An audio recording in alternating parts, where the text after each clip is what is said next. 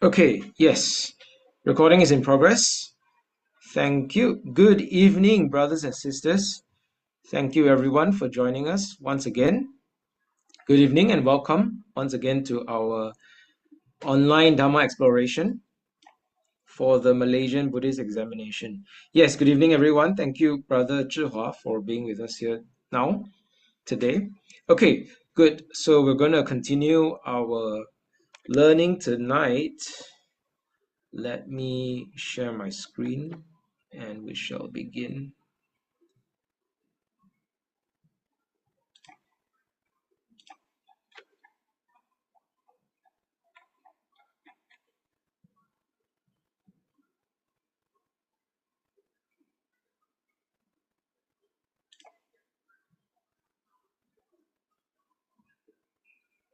One moment.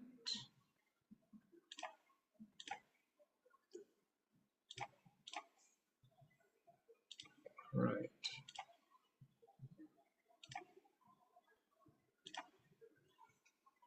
Okay, I'm sharing my screen now. I hope all of you can see my screen now. Okay, excellent. All right, yes, excellent. Good evening, everyone, and welcome back to the online Dhamma exploration for the Malaysian Buddhist Examination. So we shall begin our session tonight. Let us begin with paying homage to the Triple Gem.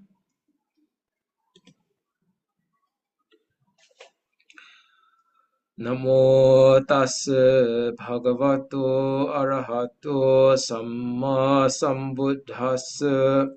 Namo tassa bhagavato arahato samma sambuddhassa. Namo tassa bhagavato arahato samma sambuddhassa. Homage to him, the Blessed One, the Perfected One, the Supremely Awakened One.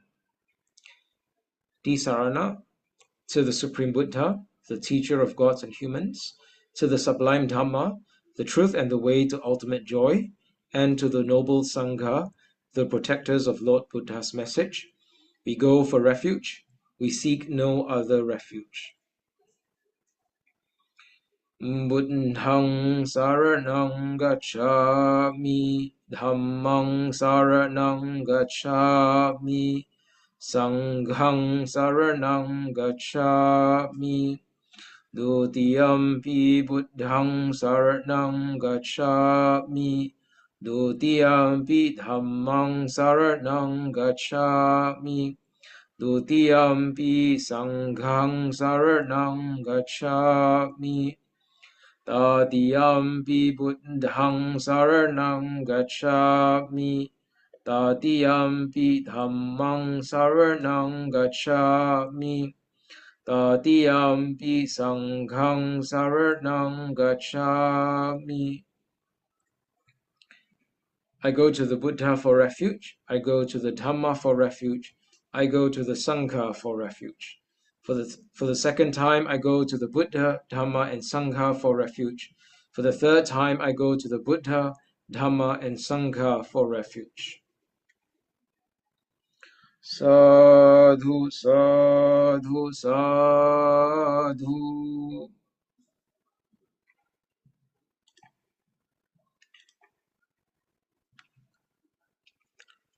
All right. Okay, so this is the Malaysian Buddhist Examination online Dhamma exploration for the preliminary and junior category. So last week we have covered the life of the Buddha from the birth until the enlightenment. All right, the moment of enlightenment, the moment of becoming the Samma Sambuddha. And then we also covered some of the important teachings of the Dhamma for the preliminary and the junior syllabus. Okay, so today I want to continue with the life of the Buddha. We want to look at some of the major events in the life of the Buddha after his enlightenment, from the time of his becoming a Buddha. And then we're going to look at some of the other important teachings of the Buddha as well. Okay, some of the components of the Dhamma syllabus.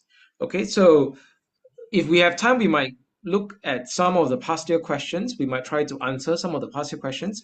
Also, for some of you who are having some questions, maybe you have tried some of the past year papers, yeah, we could also discuss some of those questions.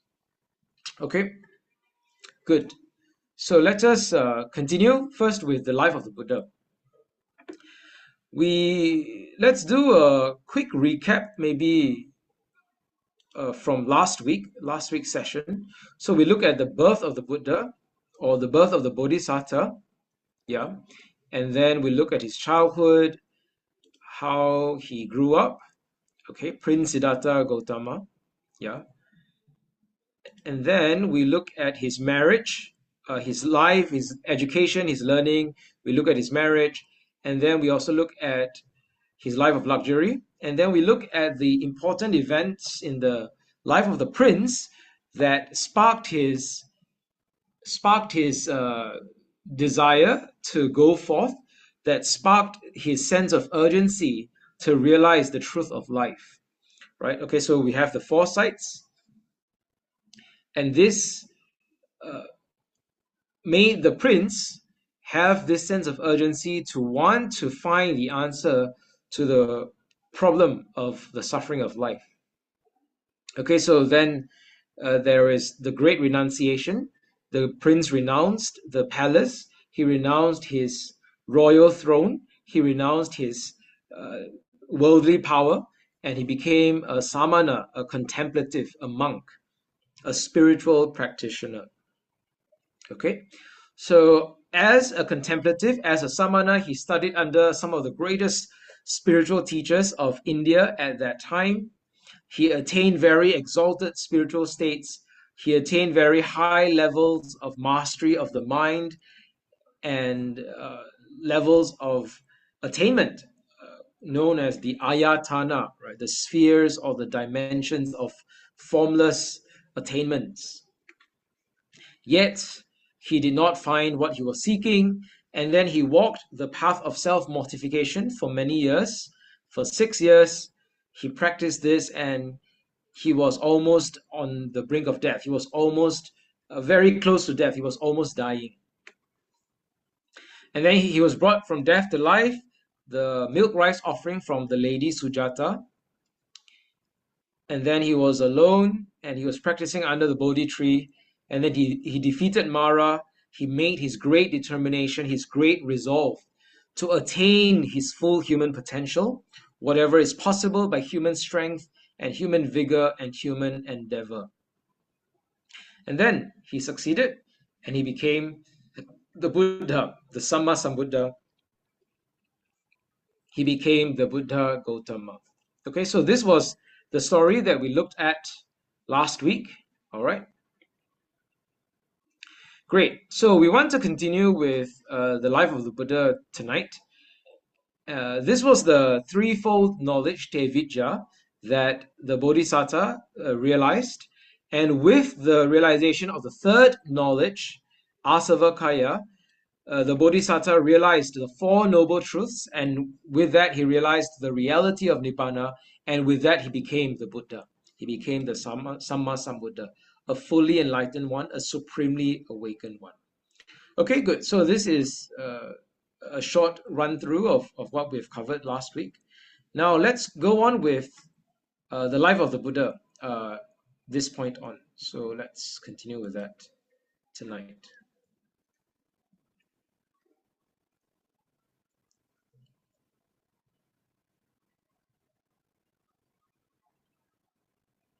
Okay, so this was the fully enlightened Buddha, the fully awakened Samma Sambuddha, the Buddha Gautama, having fully realized the extinguishment of the asavas, the extinguishment of all the impurities, all the mental intoxicants, all the mental poisons, all the mental impurities, and having realized this full extinguishment of the asavas, he is the Buddha Gautama. He fully realized the Four Noble Truths, and here he is under the Bodhi Tree, enjoying his enlightenment, enjoying his Buddhahood. So what you will need to know for the exam, for the junior syllabus, all right, is what happened after his enlightenment, especially the 7 weeks after his enlightenment. So let's look at that. So in the 7 weeks after his enlightenment, the Buddha was enjoying his enlightenment. So he was doing different things throughout the 7 weeks. So let's look at that. So in the beginning, the Buddha Gautama was first enjoying the bliss of freedom. In Pali, this is Vimutti Sukha. Vimutti means freedom or emancipation. Sukha means the bliss or the joy or the delight or the happiness, right? So the delight of liberation, the delight of freedom. So he was sitting under the Bodhi tree, enjoying his Vimutti Sukha. You can imagine if you have been trying to achieve something, you've been pursuing something for a long, long time, and you've been trying to achieve something, and finally you get it, finally you attain it, finally you achieve it. That feeling must be incredible. That feeling must be, the greatest feeling in the world, the greatest achievement in the world. And it was so for the Buddha. He has been searching for the end of suffering all these time. Life after life, the Bodhisatta has been striving. The Bodhisatta has been cultivating the parami, the perfections, in order to reach this realization of the ultimate freedom, the ultimate reality, the ultimate understanding of the nature of reality. So when he has achieved this, it is incredibly joyful for him. It is incredibly delightful for him. So he takes his time to sit and meditate and enjoy the bliss of his freedom, Vimutti Sukha. He meditated on the wheel of life on the seventh day. So this was during the first week. In the second week, the Buddha gazed at the Bodhi tree with unmoving eyes, all right, as a sign of gratitude to the tree, the Bodhi tree, which gave him shelter during his struggle for Buddhahood. So gratitude is the first lesson, the great lesson taught by the Buddha to the world. So this is a good reflection for all of us as we reflect on all the conditions that make it possible for our spiritual practice. Right? So today and tonight, we're gathered here today, and all the conditions that made it possible, all the people, all the participants are here today, all the people who are working to bring this event and bring this learning session to all of us, all the people who are working behind the scenes, right? And all the resources that are making it possible, right? The Zoom resources, the Zoom equipment, okay, our home, our shelter, our laptops, our computers, our phones, okay. So these are all the tools and all the conditions that are making it possible for us to be learning and practicing the Dhamma. So as Buddhist practitioners, we should have a sense of gratitude, a sense of respect for all these things that make our spiritual life possible. All right. So the Buddha was very grateful to the tree. All those years of practice, the tree has provided him with shelter through the rain and the sun, through the rain and the shine, right? The tree has been protecting him, has been giving him that shelter.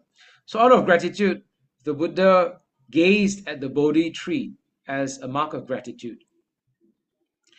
In the third week, he walked up and down a jeweled promenade. So this is a jeweled bridge. It's like a bridge or like a platform in mid-air, in the air. And the Buddha was walking up and down, practicing his walking meditation. Okay, up and down this jeweled promenade or this jeweled bridge. In the fourth week, he meditated on the Abhidhamma, especially contemplating the patthana, contemplating the conditional relations of mental and material phenomena. So the patthana looks at the various conditional relationships or the network of conditional relationships and conditional connections between the different nama rupa phenomena, the different mental and material phenomena. So this was when he was contemplating the reality of dependent origination in a very deep way, in a very comprehensive way. Okay, in the 5th week, he sat under the Ajapala banyan tree, and 3 daughters of Mara came to disturb him. So these 3 daughters are Tanha, Arati, and Raga. So the 3 daughters of Mara, Tanha, Arati, and Raga, they came to disturb him. They tried to tempt the Buddha. They tried to disturb the Buddha. They tried to pull him away from his mission, tried to distract him and disturb him from enjoying his enlightenment. Okay. However, all these attempts failed, right? The Buddha was already fully enlightened, and therefore the Buddha was not able to be disturbed by any external forces. Okay, in the 6th week, the Buddha sat under the Muchalinda tree. It rained heavily this week, and a serpent king sheltered him. So this serpent king, or this cobra king, sheltered the Buddha from the rain. And finally, the last week, 2 merchants, Tapasu and Balika, this one you have to know for the exam, yeah. Tapasu and Balika came to visit the Buddha, and they offered him rice cakes and honey, dried flour, rice cakes and honey, okay? And they sought refuge in the Buddha and Dhamma. So at this point in time in the world, there was not yet a Sangha, there was not yet an order of disciples. And so Tapasu and Balika took the twofold refuge. They took refuge, they sought refuge in the Buddha and Dhamma. Okay? And the Buddha offered his hair as a relic to Tapasu and Balika. All right, so these were the first lay followers of the Buddha. All right, so these are the 7 weeks after the enlightenment. So this is Tapasu and Balika offering rice cakes and honey to the Buddha. Okay.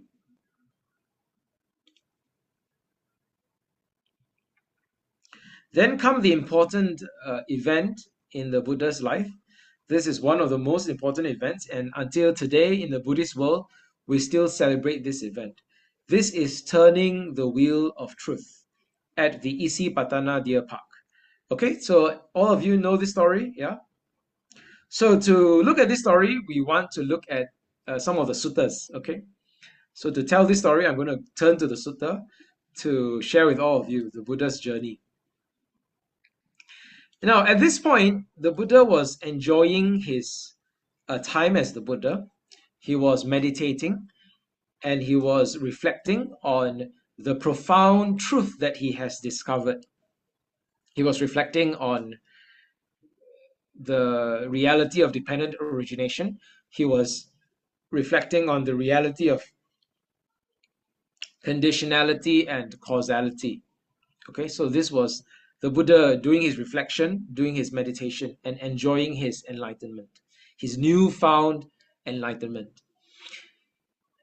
After these 7 weeks, after these several weeks, he began to think about whether or not he should be teaching this truth, teaching this Dhamma to the world. Okay, so all of you know the story. Okay, this is a very important story.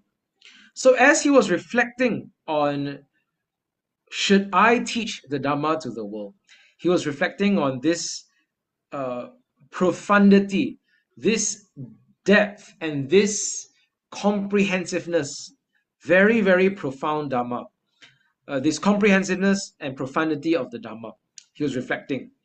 He started to realize, wow, this is a truth that is very difficult to realize. This is a truth that is very difficult to see. Many of the people in the world are unable to see this truth because it is so deep and profound. So this was his realization. Okay, so one of the great suttas that we will explore is called the Ariya Pariyesana Sutta. So I'm going to pull up that sutta now, and we shall explore it together. So let me bring it up.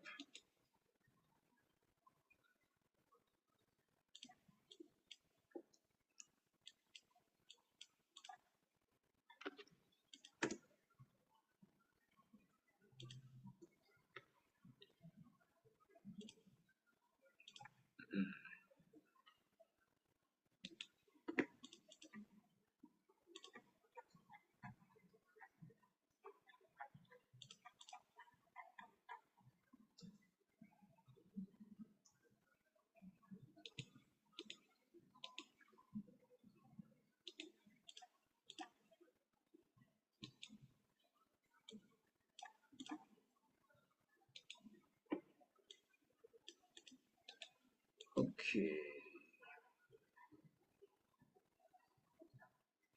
Hang on now. Okay, yeah, so it's here.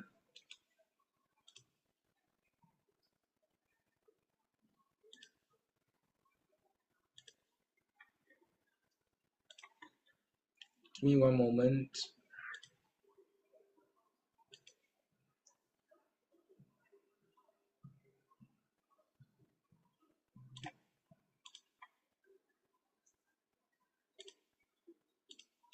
Okay, give me one moment. I'm gonna get a drink, so give me 1 minute.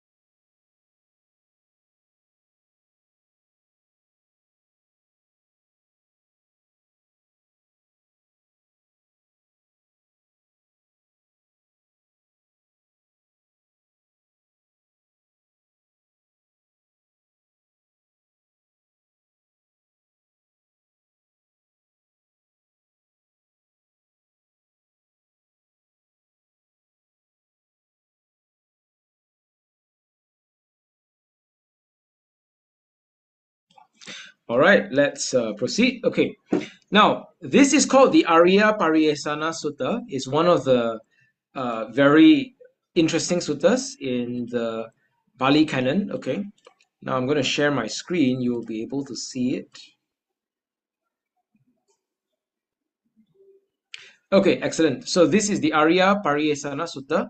Arya means the noble, right? If you know the Bali for the noble truths, Arya Sachani, all right, the noble truths. Arya Pariyesana means the search or the quest. So Arya Pariyesana means the noble search or the noble quest. So this is a very helpful sutta because it gives the Buddha's own story in his own words. The story of the Buddha's quest for nobility. All right. So if you read this sutta, you will learn more about the Buddha's own story. Okay, from his search, from his beginning, how before his enlightenment, how he began searching for nobility, for the deathless, and then until how he found it. Right. So this is the story. Now, of course, I'm not going to look at the whole sutta. We're going to look at very important sections of the sutta. All right. So, okay. So the Buddha himself, he said,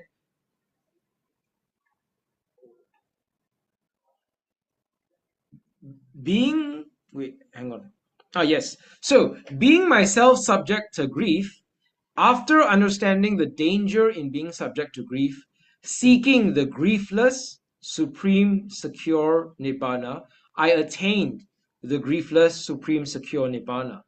Being myself subject to defilements, after understanding the danger in being subject to defilements, while seeking the undefiled, supreme, secure Nibbana, I attained the undefiled, supreme, secure Nibbana. Knowledge and insight arose in me, uddapadi, arising. This knowledge and this insight arose in me. Akuppa me vimutti. Vimutti means liberation. Akuppa means unmoving, unshakable. Sure is my liberation of mind. Unshakable is my liberation of the mind. Ayam antima jati, this is my last birth. Nati dani punna bhavo, there is no more renewal of existence. There is no more continuation of existence. So this was the Buddha's declaration of his liberation of mind, his vimutti. So after a while enjoying his enlightenment, it occurred to the Buddha, should I teach this Dhamma? The Buddha thought, this Dhamma I have attained is deep, hard to see, hard to understand, peaceful, excellent, beyond the sphere of logic, profound, understandable by the wise. But this generation, this world, it is not easy for this generation and this world to see this truth. Why? Because this generation delights in desire, is devoted to desire, is gladdened by desire. And for this generation, this reality is difficult to see, which is idapachayata paticca samupado, conditionality and dependent origination. Conditionality and conditional origination. This reality is also hard to see, which is the stilling of all activities, the tranquilizing of all processes, sabba sankhara samato, the letting go of all bases for cleaving, the end of craving, dispassion, cessation, nibbana. So dependent origination, conditional arising is difficult to see. Nibbana, the end of craving, is also difficult to see. And so the Buddha says, if I were to teach the Dhamma and others did not understand me, it would be tiring for me, it would be wearying for me, it would be exhausting for me. So mamasa kilamato sa mamasa vihesa. Okay, so for those of us who are teaching the Dhamma, who are doing the work of Dhamma leadership, we understand how difficult it is. Sometimes when we share the Dhamma and then others do not understand us, okay, sometimes it is very difficult, it is very tiring, it is very troublesome. Okay, so the Buddha understands us, right? The Buddha himself, he also sees that, okay, if other people did not understand him, it's going to be tiring for him. In fact, throughout his 45 years, sometimes we see the Buddha being very tired, right? Being very exhausted, and he had to lie down and rest, okay? Take a break from his teaching, from his talking, all right? So this is a reality even for the Buddha himself. All right? So the Buddha says, for those overcome by passion and hatred, those overcome by lust and anger, this Dhamma is not easily understood. This Dhamma is going against the stream. Pati sota gami. This Dhamma goes against the stream of the world. It is profound, it is deep, it is hard to see, it is subtle. Those delighting in raga, delighting in lust, delighting in desire, obstructed by darkness, they will not see it. So the Buddha was reflecting on this reality. Such was my reflection, and my mind inclined to inaction. My mind inclined to not teaching the Dhamma. So in the beginning, the Buddha hesitated, and in the beginning, he did not think of teaching the Dhamma because he realized that this world is shrouded in darkness. This world is obstructed by darkness, and they're not able to see the truth of the Dhamma. So at first, his mind inclined to inaction. And then the great Brahmuno Sahampatisa, Brahma Sahampati, the great king of the gods in the Brahma realms, the great God in the higher, one of the high heavenly realms. He saw this. He saw this happening, and he read the mind of the Buddha. He knows with his mind the reflection and the consideration in the Buddha's mind, and he realized that, oh no, the Buddha is inclined towards inaction. The Buddha is deciding to not teach the Dhamma. And then he has this exclamation, Nasati vata bho loko, vinasati vata bho loko. The world is surely perishing. The world is surely going to complete destruction. This is the perishing of the world. This is the end of the world. Without the Dhamma, the world is going to complete destruction. Nasati vata boloko, vinasati vata boloko. These are very strong words. And Brahma Sahampati could see how dire the world, how dire the state the world was in. The world was in such a dire state because the world is lost. The world is perishing. The world is going to destruction without the light of the Dhamma. And so, when the Tathagata, when the worthy one, the Samma Sambuddha, his mind is not inclining towards teaching the Dhamma, his mind is inclining towards inaction, the world is going to be lost and the world is going to perish. So Brahma Sahampati descended from heaven, appeared in front of the Buddha, raising his hands in respectful salutation, said to the Buddha, Bhante, let the Bhagava, let the blessed Lord teach the Dhamma. Let the Sugato, let the well gone one, let the happy one preach the Dhamma. There are beings with little dust in their eyes who are perishing through not hearing the Dhamma. Even though there are beings in the world who have little dust in their eyes, they have great potential. They are wisening up. They are becoming to be growing in their wisdom. Yet, without the Dhamma, they will be lost. Without the Dhamma, they will perish.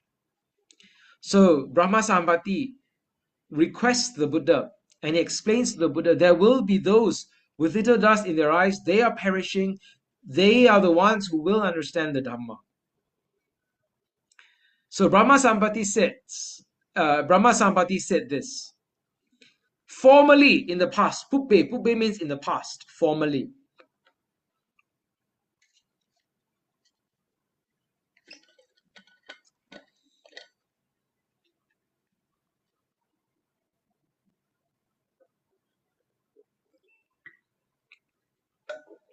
Formerly, Brahma Sahampati says, there appeared amongst the Magadhans, in Magadha, among the Magadhans, there appeared Dhamma Asuddho, an impure Dhamma, invented by those who are still stained. Who are those who are still stained? Those teachers, right? The teachers who taught the Samana Gotama, right? So we have teachers like Alara Kalama, we have teachers like Uddaka Ramaputta, those teachers who teach the path of self-mortification, for example. These teachers, they are spiritual teachers, they are great teachers, yet they are still stained. They are not yet liberated from the impurity of the heart. So the Dhamma that they teach is also not a pure Dhamma. So Brahma Sahampati says, formerly there appears among the Magadhans an impure Dhamma invented by those still stained. And then he requests the Buddha, open the door to the deathless, Appa Puretang, open, fling open, right? Open wide the door to the deathless, Ammatasa, Ammata, the deathless, Dwarang, the door. Open wide the door to the deathless. Sunantu, let them listen, let them hear the Dhamma understood by the unstained one. Vimalena nu Buddhang. Vimala means the pure one, the unstained one, the spotless one, the immaculate one. Formerly, in the past, there have been teachers who teach an impure Dhamma because they are still stained. But now the unstained one has appeared. The pure one, the spotless one, the immaculate one has appeared. Let the immaculate one teach the Dhamma. Let them listen and let them hear the Dhamma taught by the pure one.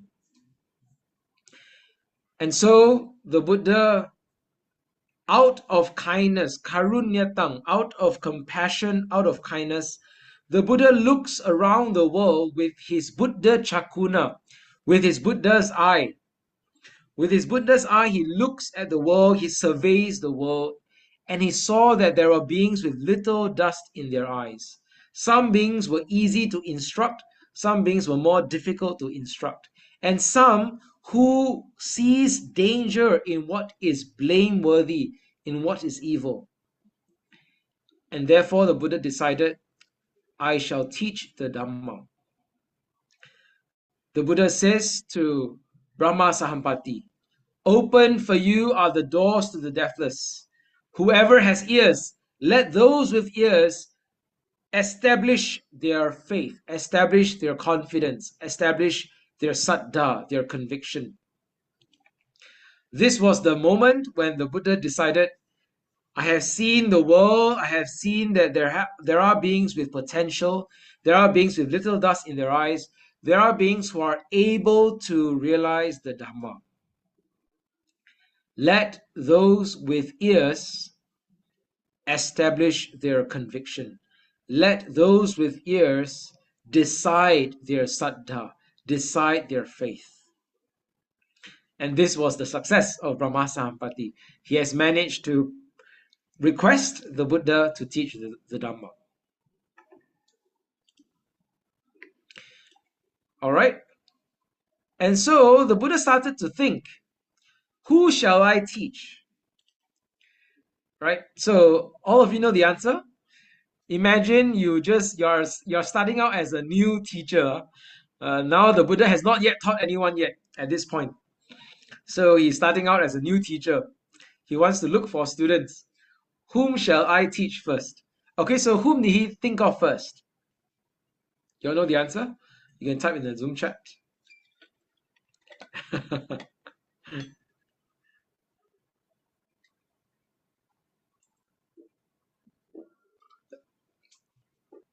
He first thought of his former teachers.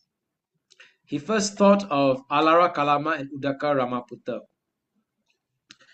Those are some of the wisest people in the world. And the Buddha thought, it might be easier for them to realize the truth. So he thought of them. Unfortunately, they have already passed away. So then he thought of the 5 companions, his 5 friends. Those were the ones he thought of next. I want all of us to think about this reflection for all of us. Alara Kalama and Udaka Ramaputta, they have attained very high states of meditation, very high states of samadhi, high states of formless ayatana, right? I mean, Alara Kalama, he has attained the formless jhana, the formless ayatana, called the dimension of nothingness. That was Alara Kalama's attainment. What about us? All of us here. Have we attained any of the jhanas? Some of us might have. Maybe that we have some very advanced meditators with us here today. Maybe we have some jhana meditators here today. All right. Many of us, we might not even have attained first jhana. Right? Anyone attain first? Anyone not yet attain first jhana? First jhana, second jhana. Many of us, we might not even have attained first jhana yet. For Alara Kalama, he has already attained, the formless dimension of nothingness, very high level of meditation. Yet, he still did not have that opportunity to listen to the Dhamma. What does this mean for us? What is this reflection for us? This, my brothers and sisters, is the reflection. We should not take for granted the opportunity to hear the Dhamma. In Mandarin, I usually say to my friends, to my audience, yeah, 不要以为能够听闻正法是理所当然的。We should not feel entitled to have this opportunity to hear the true Dhamma. We should not take for granted this opportunity that we have to hear the true Dhamma. Right? Maybe we think it is very easy to hear the Dhamma, right? Nowadays, technology helps us hear the Dhamma. We go on YouTube, we just Google YouTube search Dhamma talk. Oh, so many Dhamma talks on YouTube. We can listen to Dhamma talk. Every Thursday, we go on Zoom. We can see Brother Wei Ken. Brother Wei Ken can share with us the Dhamma. Maybe we think, oh, it's very easy to hear Dhamma these days. 不要以为是理所当然的。Let us not think that this is something very easy, very taken for granted, very easy, very something that we're entitled to. It's not something so easy. There are people who have cultivated many lives of parami, who have cultivated many lives of advanced meditation, yet still do not have that opportunity to hear the Dhamma. Right? So when we live in a fortunate time, we do have access to great spiritual teachers, and we do have the technology. We do have many books available, many videos available. We have the internet. We have a lot of online resources, and we have Buddhist centers and Buddhist societies that help us seek the Dhamma, right? So of course it is easier to have access to the Dhamma. Let us cherish and appreciate this opportunity that we have. I hope that this reflection is helping all of us to cherish even more greatly, cherish even more appreciatively this opportunity that we have. All right, so the Buddha thought of his 5 former companions who were with him practicing together. And so he goes to the 5 companions. So when he looked out at the world, he saw that his 5 companions were residing at Isipatana, near Varanasi, the deer park. Okay, all right. Now, I also usually ask usually ask my audience this question. Have I asked this question last year? I'm not sure. Maybe I did. So no worries. I can ask it again, and all of you can find the answer. All right. So this question is, you can use Google to find the answer to this question. This question is, how far is it from Buddha Gaya to Isipatana? Okay, I think I've asked this question before, maybe. So the Buddha, when he looked out at the world, he saw that his 5 former companions are residing at Isipatana Deer Park. Okay, so how far? Okay, it's okay. If I asked this question last year, it's all right. So this year you can do it again. Maybe you remember the answer from last year. Okay, so Google. So how many kilometers? Okay, so you can Google for the answer. From Buddha Gaya to Isipatana, how far is the distance? Okay.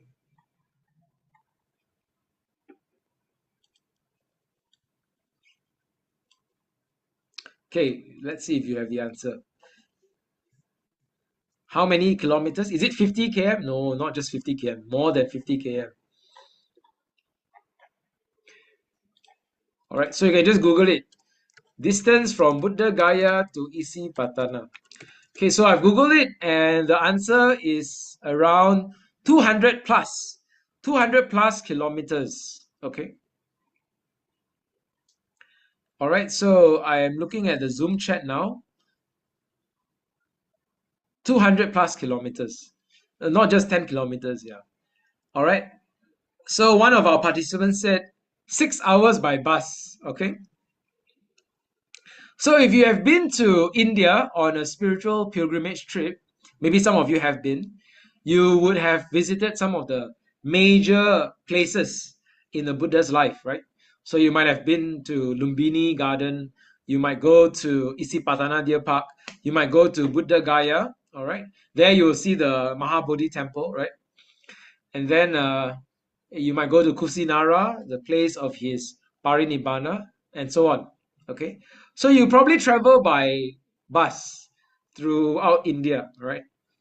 But in the Buddha's time, there was no bus. Okay, there was no car, there was no bus. So the Buddha had to walk, right? The Buddha had to walk on foot. Okay, so it takes around 5-6 hours by bus from Buddha Gaya to Isipatana. 200 plus kilometers. That takes about a few days, right? Probably at least 2 days, or maybe a few more days if you take breaks in between, right? So to walk from Buddha Gaya to Isipatana. So that was his strong resolve, the Buddha's strong resolve to walk for that whole distance in order to reach the five companions. Okay. So what about all of you? How far have you walked to listen to the Dhamma? Do you even need to walk for 1 kilometer, 2 kilometers? When you go on Sunday, when you go for Sunday Dhamma school, when you wake up in the morning, your parents fetch you, your parents drive you to the temple, and then you complain, "Aya, why I need to wake up on a Sunday morning? Why I need to go to temple? I need to go to Buddhist center." You don't even have to walk to the Buddhist center, okay? Imagine, maybe one day our parents can make our children walk to the Buddhist center and see what's the experience. Someone in the Zoom chat says we have to walk to class. Okay, yeah, walking to class is a very short distance. Okay, so it's very comfortable, very easy, right? Your parents fetch you to the Buddhist center, then you can go to the Dharma school very easily. All right, but for the Buddha, he had to walk all these distance in order to find his students, right? To seek out his potential students. Okay, so that was the Buddha going all the way to Isipatana. All right. Okay, let's continue with the sutta. So the Buddha first thought of Alara Kalama. Okay, Alara Kalama is wise, learned, intelligent. Unfortunately, Alara Kalama has already died. So the next one is he thought of Udaka Ramaputta, and also Udaka Ramaputta has also died. Okay. And then the Buddha thought of his 5 companions, his 5 monks, Panchavaggiya Bhikkhu, all right, the 5 bhikkhus. So he thought of the question, where are the group of 5 monks dwelling right now? And through his divine eye, the Buddha saw that the Panchavaggiya Bhikkhu was dwelling near Varanasi in the Isipatana Miggadaya, the deer park at Isipatana. Miggadaya means the deer park. Okay, so this one in Mandarin is called Lu Ye Yuan. Okay, Lu Ye Yuan, right? Miggadaya in Isipatana. All right. Okay, so the Buddha started to walk from Uruvela to Varanasi. All right, started to walk. Now there is another spiritual wanderer or spiritual practitioner. He belongs to the Ajivaka sect or the Ajivaka religion. So he's a follower of the Ajivaka teaching or the Ajivaka path. His name is Upaka. On the way to Isipatana, the Buddha met this spiritual practitioner, Upaka. Belongs to the Ajivaka path, all right? Now, after seeing the Buddha, Upaka says, your faculties are very clear and bright. Under whom? Under which teacher did you go forth? Who is your teacher, or what Dhamma do you profess? What Dhamma do you prefer? What Dhamma do you follow? He asked the Buddha this question. The Buddha says, Sabba Vibhu, Sabba Vibhu, Sabba Viduham. Excuse me, let me try that again. Sabba Vibhu, Sabba Viduham Asmi. all-conquering, all-knowing, all-wise am I. Sabbesu Dhammesu Anupalito. In regard to all Dhammas, Sabbesu Dhammesu, in regard to all things, I am undefiled. I am liberated through the destruction of craving. Whom should I point to as a teacher? There is no teacher for me. Na me acharyo ati. There is no teacher for me. No one like me is found. Sadiso me na vijati. There is no one like me. There is no person equal to me in the world with its gods. So in the whole world with its gods and human beings, there is no person equal to me. Satta anuttaro. I am the unsurpassed teacher. I am the araha. I am the worthy one. I am the arahanta in the world. Ekohim ekomhi samma sambuddho. I am the perfect samma sambuddha. Now I go to the city of Kasi to Pavat Tetung, to roll forth the Dhamma Chakra, the Dhamma wheel, and I will beat the drum of the deathless in a world gone blind. So the Buddha is giving this very profound self-declaration to Upaka. And Upaka says, you are declaring to be a worthy one, an infinite victor, Arahasi, Ananta Jino. Ananta means infinite. Jino. Jina means a victor. You are an Araha and Ananta Jino, an infinite victor. The Buddha says, there are victors like me who have attained the destruction of the asava. I have been victorious over all wicked things. Therefore, I am a Jina. I am a victor. And then the Ajivaka follower, Upaka, he says, well, maybe. It may be so, my friend. Maybe. And then he shakes his head and he takes another path and he walks away. Can you imagine this encounter? Sometimes I read this story and I feel like this might be a bit of an anticlimax, right? You meet the great teacher, you meet the great enlightened one, and then he gives this amazing, incredible self-declaration, proclaiming how great he is, proclaiming how victorious he is over all the world, proclaiming how unique he is in the world, right? And then this person just says, yeah, maybe it is, may it be so. And then he walks away. Sometimes this story is a bit anticlimactic. It is possible sometimes that we come face to face with a great spiritual being, with a great spiritual teacher, and sometimes we do not recognize it, right? It has happened before, right? Even for the best of us, right? So when we encounter a great spiritual teacher, let us not uh, let slip of that opportunity. Let us not miss that opportunity. All right. So this is on the way to Isipatana. Okay. All right. Now, at first, now the Buddha has approached Varanasi, Isipatana. So he's reached the deer park, and he met the Panchavaggiya Bhikkhu, the five bhikkhus, the five monks. At first, when the Panchavaggiya Bhikkhu saw the Buddha coming from afar, at first they discuss among themselves. They discuss. They say, "This Samana Gotama, he is given to luxury. He has been living a life of luxury. He has forsaken the spiritual path. He has gone back to luxury. Let us not worship him. Let us not stand up for him. Let us not take his bowl and rope and prepare a seat for him." Okay. However, we can prepare a seat. If he wants to sit down, he can sit down. Okay. So as he walked closer to the five monks,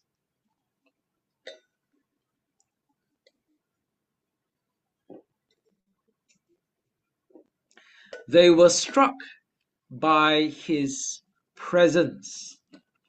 They were struck by his demeanor. They were drawn to him. They were not able to continue with their agreement. They have already agreed. They say, hey, let's not stand up for him. Let's not respect him. Okay. Yet when they saw him, he has this aura. He has this presence about him. And then they were not able to continue their own agreement. So they went out to meet him. They took his bowl and robe. They prepared the seat. They placed the water for washing the feet. And then they addressed him with the word friend, avuso, or reverend. Okay, avuso, friend. Then the Tathagata, the Buddha says, do not address the Tathagata by name and by the word friend. The Tathagata is an Arahant, a Samma Sambuddha. Listen, lend an ear. I will instruct you about the attainment of the deathless. I will teach you the Dhamma. All right.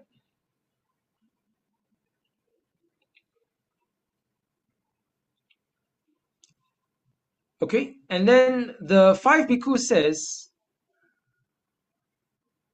when you were not living a life of luxury, when you're living an ascetic lifestyle, when you're living the path of self-mortification, that very difficult way of living, when you were living that lifestyle, you did not attain states that are beyond ordinary human beings. You did not attain any level of distinction in noble knowledge and insight. That means when living a difficult life, when living a life of asceticism, a life of mortification, even then you did not attain any level of distinction in knowledge and insight. Now, when you have gone back to luxury, how could you have attained any distinction in knowledge and insight? So when this was said, the Buddha said to the monks, the Tathagata is not given to luxury, is not forsaking the spiritual path. The Tathagata is a perfect Samma Sambuddha.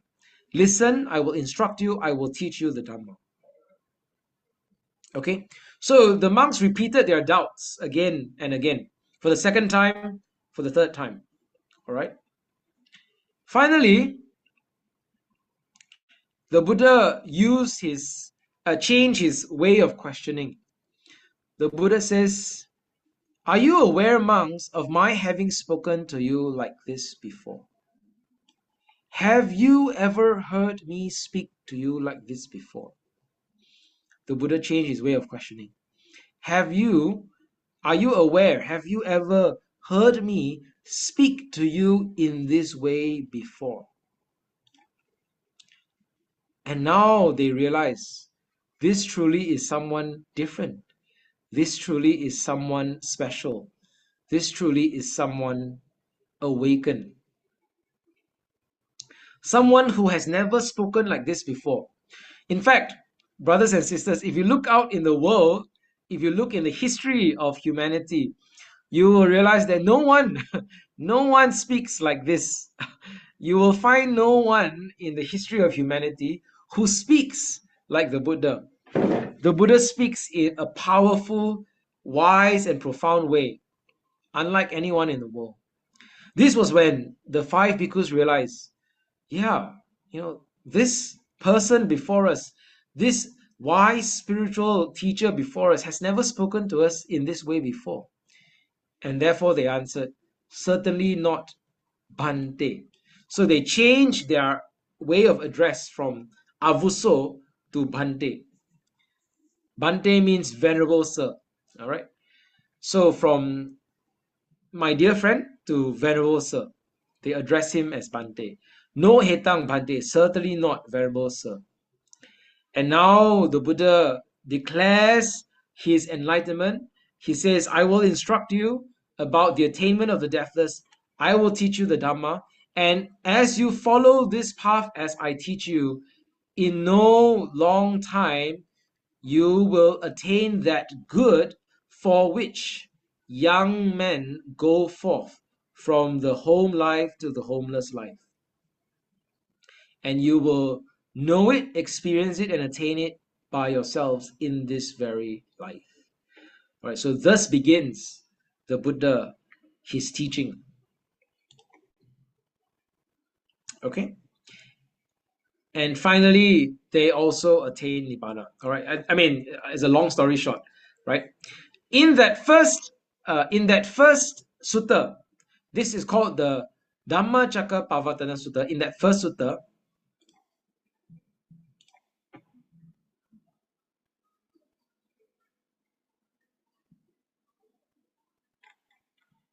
hang on now. One of the participants messaged me and says, I cannot hear the sound. Try again. You might need to connect your audio to the computer or to the Zoom system. Yeah, you can try again and see if you can hear the sound. All right. Okay. Good. So in that first sutta, this sutta is called the Dhammacakkappavattana. Excuse me, the Dhammacakkappavattana Sutta. In that first sutta, at the end of the teaching, the sutta, one of the 5 disciples, his name is Kondanya. He attained the first stage of Nibbana, known as Sotapanna. All right. So let's look at that sutta now. The Dhammacakkappavattana Sutta. Dhammacakka.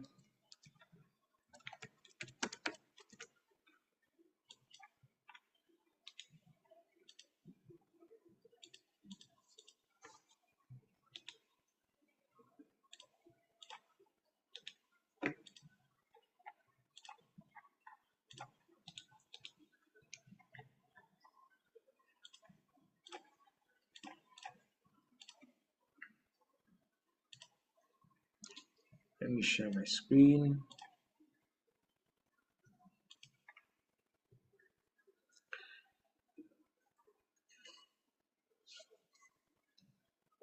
All right, good. So this is the sutta. This is called the Dhammacakkappavattana Sutta. Dhamma means the truth, the teaching of the Buddha. Chakka means the wheel, and Pavattana means turning or rolling the wheel, turning the wheel. Okay. Okay, so this is in Varanasi, Isipatana, Migadaya. Okay. The Buddha taught the 5 bhikkhus, Panchavaggiya bhikkhu. There are 2 extremes, the Buddha says. One is the devotion to sensuality, the devotion to hedonism, the devotion to karma. Karma means sensual. All right. And the other is the devotion to, where is it? Yes, the devotion to self-mortification. These are the 2 extremes. These 2 extremes should be avoided by the spiritual practitioner, and they should practice the Majjhima Patipada, the middle practice, the middle path. All right. This Majjhima Patipada is the Arya Attangika Magga, the Noble Eightfold Path. And this is the Noble Eightfold Path, Samadhi all the way to Samma Samadhi. All right. So this is the Majjhima Patipada, which produces vision, Chakku Karani, Chakku, the eye, the vision, which produces jnana, knowledge or insight, leads to appeasement, leads to peace, calm. It leads to abhinya, it leads to higher knowledge. It leads to sambodhaya, it leads to sambodhi. All right, it leads to enlightenment, and it leads to nibbana. It leads to nibbana. All right. And then the Buddha taught the 4 noble truths. Dukkha Arya Satcha, Dukkha Samudaya Arya Satcha, Dukkha Nirodha Arya Satcha, and Dukkha Nirodha Gamini Patipada Arya Satcha. Okay. So these are the 4 noble truths. So the Buddha walks through the 4 noble truths with the 5 bhikkhus, and they, as the Buddha talks about the 4 noble truths and the meaning of the 4 noble truths, the 5 bhikkhus were practicing and contemplating. the reality of dukkha, suffering, the reality of dukkha samudaya, the origin of dukkha, the reality of dukkha nirodha, the cessation of dukkha, the reality of dukkha nirodha gamini patipada, the path of practice leading to the nirodha of dukkha, the cessation of dukkha. They were contemplating it as the Buddha was explaining it, and they saw the reality of the arising and cessation of suffering, of dukkha. And at the end of it, in Ayasmato Kondanyasa, which is the five bhikkhus, one of the five bhikkhus, Ayasma Kondanya, there arose the Dhamma eye, the Dhamma Chaku. There arose the Dhamma eye, and Venerable Kondanya realized all that has the nature of arising has the nature of ceasing. All that has the nature of samudaya has the nature of nirodha. So this is the reality, the truth of dependent origination. This was when the Dhamma has been transmitted successfully from teacher to student, from master to disciple. The Buddha has fully taken on his role and mission as a Samma Sambuddha. Now, the Buddha truly is a Samma Sambuddha. Before this, he was a Samma Sambuddha, but without any disciples yet. But now, with the transmitting of this Dhamma eye, with the arising of this Dhamma vision in Kondanya, the Buddha has truly taken on his role and mission as a Samma Sambuddha. Because now there is a disciple who has actually awakened to the truth that he taught. The Dhamma has been transmitted successfully from teacher to student. Okay? And so, the Dhamma vision, the Dhamma eye arises in Kondanya, and he attained the first stage of Nibbana, Sotapanna. This is the rolling forth of the wheel of Dhamma. The Bhagava, the Blessed Lord, had set in motion the wheel of Dhamma.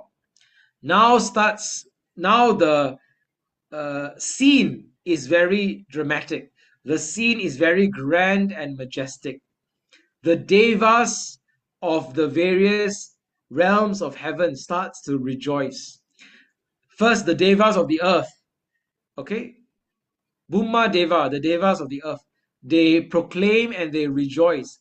At Varanasi, in the deer grove at Isipatana, the Bhagava has set in motion the supreme wheel of Dhamma, which cannot be stopped by samanas or brahmanas, by any deva, any mara, any brahma, or anyone in the world. All right. So, having heard the cry and the rejoicing of the devas of the earth, the next level of devas, the Chatu Maharajika devas, okay, the 四大天王, okay, the four great kings, Chatu Maharajika devas, they also proclaim and they also rejoice. At Varanasi, in the deer park at Isipatana, the Bhagava has rolled forth the supreme wheel of Dhamma, the unsurpassed wheel of Dhamma, which cannot be stopped by samanas and brahmanas, by any deva, any mara, any brahma, and anyone in the world. And having heard the rejoicing of the Chatu Maharajika devas, the Tavatimsa heaven, the next level of heaven, the Tavatimsa devas, they also proclaim aloud at Varanasi in the deer grove at Isipatana. The Bhagava has set in motion, has turned the wheel of Dhamma. All right, and then the Yama devas, the Tusita devas, the Nimanarati devas, and then the Paranimitta Vasavati devas, the Brahma Kayika devas. All these level of devas, they all proclaim and rejoice at Varanasi in the deer park at Isipatana. The Bhagava, the Lord has turned and rolled forth the wheel of truth, cannot be stopped by any samana or brahmana, any deva, mara, brahma, or anyone in the world. In that moment, in that instant, the cry of joy, the rejoicing of all the devas went up to Brahma Loka, and the 10,000-fold world system shook and quaked and trembled. There was a great earthquake, a great great trembling of the world system, of the universe, and a great boundless radiance appeared in the world, surpassing the effulgence of the devas. Then the Bhagava uttered this utterance. Kondanya has understood. Kondanya has really understood. Anyasi vata bho kondanyo. Anyasi vata bho kondanyo. The Buddha was rejoicing in the understanding of Venerable Kondanya. He has attained Sotapanna. And that is how Ayasma Kondanya acquired the name Anyasi Kondanya. Anyasi Kondanya. So this is the Dhammacakkappavattana Sutta. All right. So this is a great moment, brothers and sisters. This is a historic moment. What are some of the greatest historic moments in the world? Recently, we just had our Olympics. Okay. Maybe the Olympics is also one of the most historic moments in the world. Every 4 years, the greatest athletes in the world come together to celebrate the triumph of sports, celebrate the greatest moments in sports, right? What are some of the most historic moments in the world? Maybe for some of you, you think of some of the greatest moments in your own life. Olympics might be one of the greatest moments in the world, most historic moments in the world. Maybe, the world wars, World War One, World War Two. Maybe these are some of the most historic moments in the world, in the history of the world. Maybe the overthrowing of governments, the installment of a new empire, of a new king. Maybe that is one of the most historic moments in the history of the world. But brothers and sisters, out of all those moments, those historic moments, none of them is as grand, is as majestic as this moment.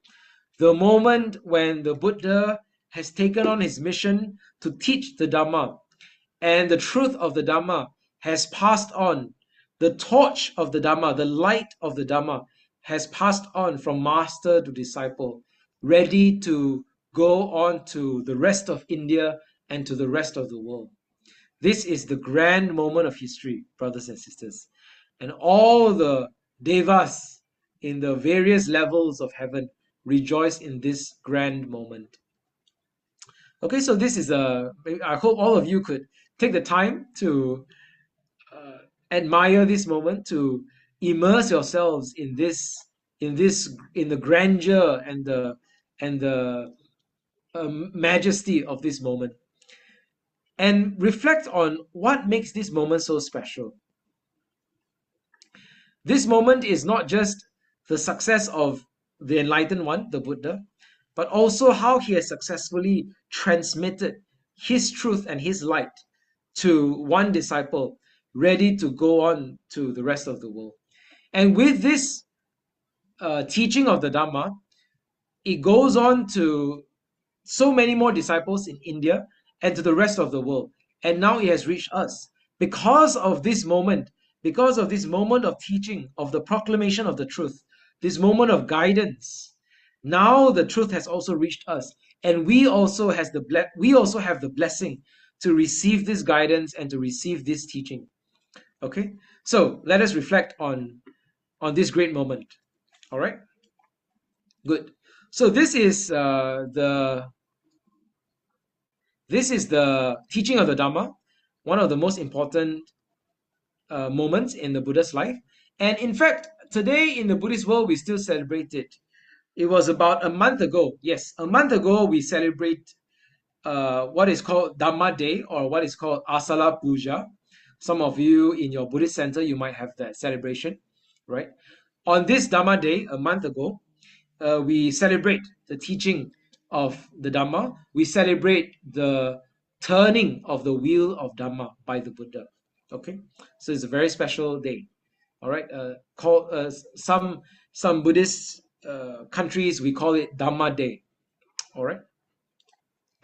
Okay, so this is the turning the wheel of truth event in the life of the Buddha. And the Buddha taught the 5 disciples. All right. So in this first sutta, one of them attained Sotapanna, and over the next few days, the other four disciples also attained, excuse me, also attained Sotapanna. And then at the teaching of the next sutta, called the Anatta Lakkhana Sutta, all five of them attain perfection. They all attain Arahanta, the final stage of Nibbana. All right, so that is the five disciples. Okay, let me take a break. Give me 1 minute.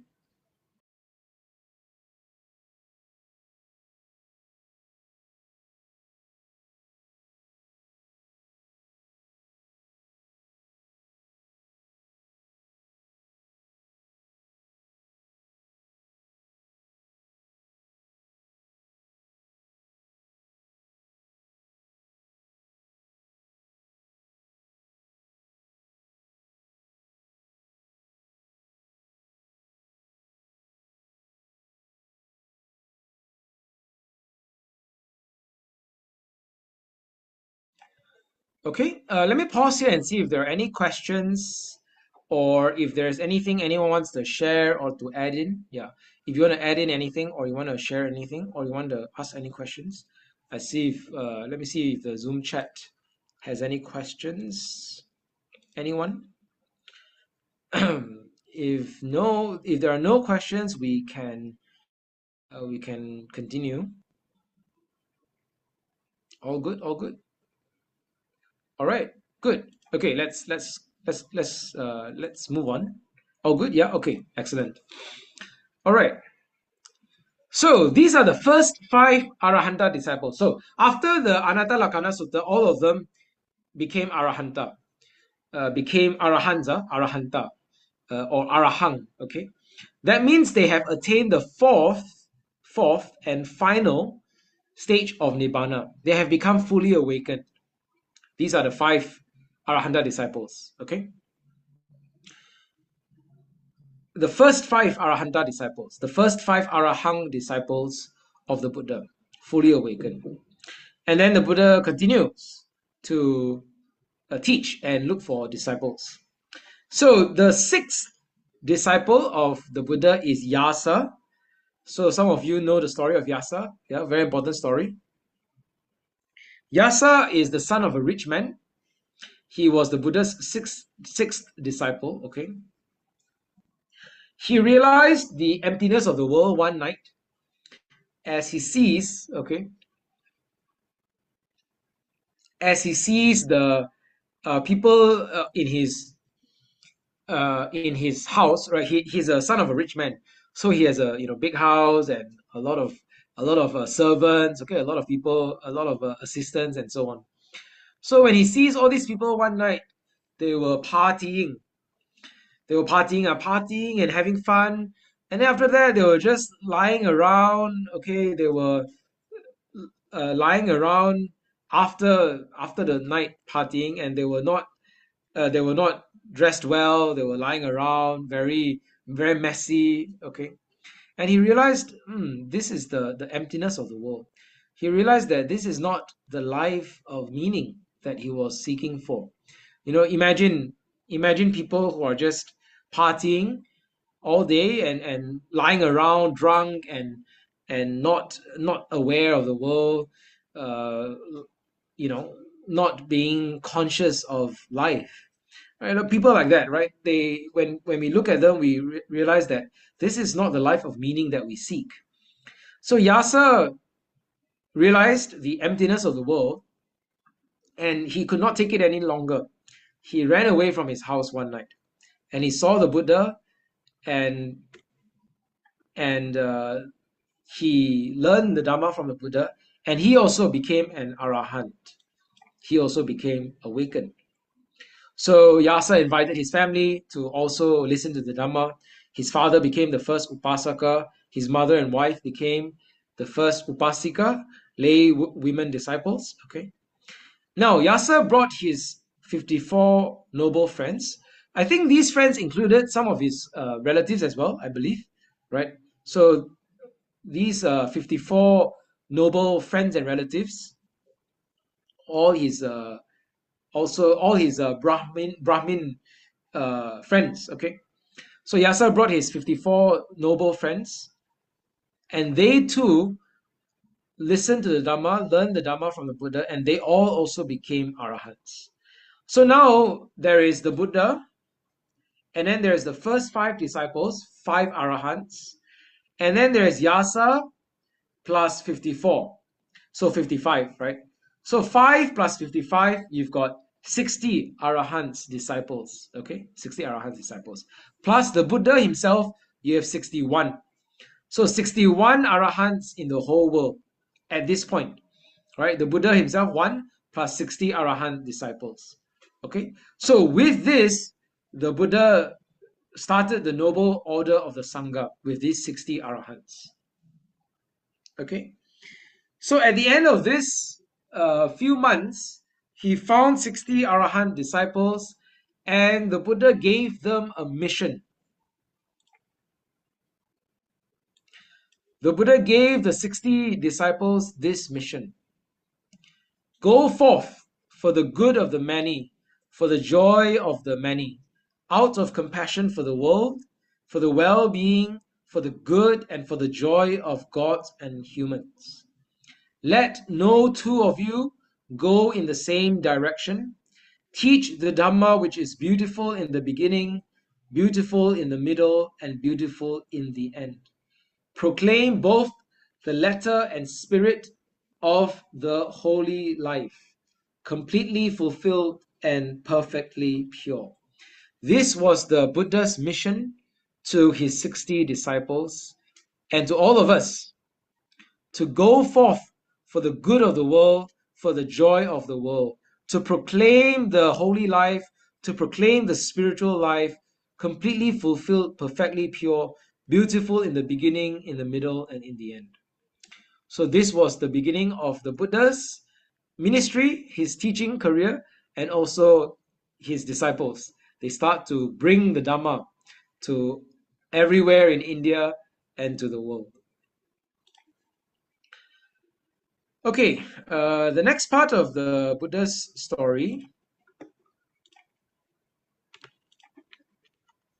this is when the Buddha went back to his birthplace.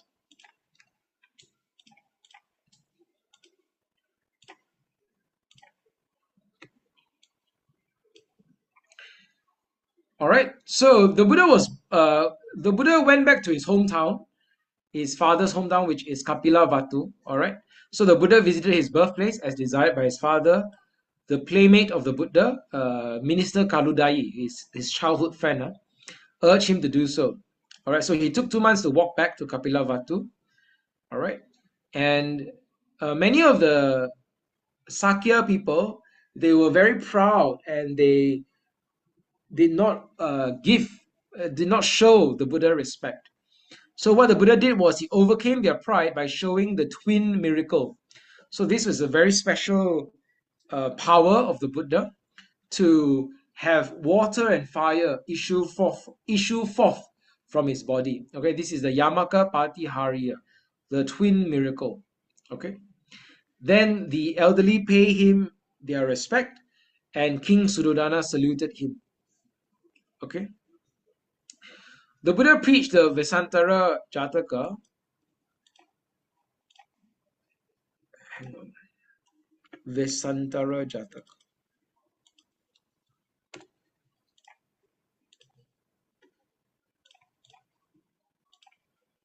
Okay, so the Buddha preached the Vesantara Jataka to his relatives and to his family. Okay, the king asked, why did the Buddha disgrace him by seeking alms from house to house?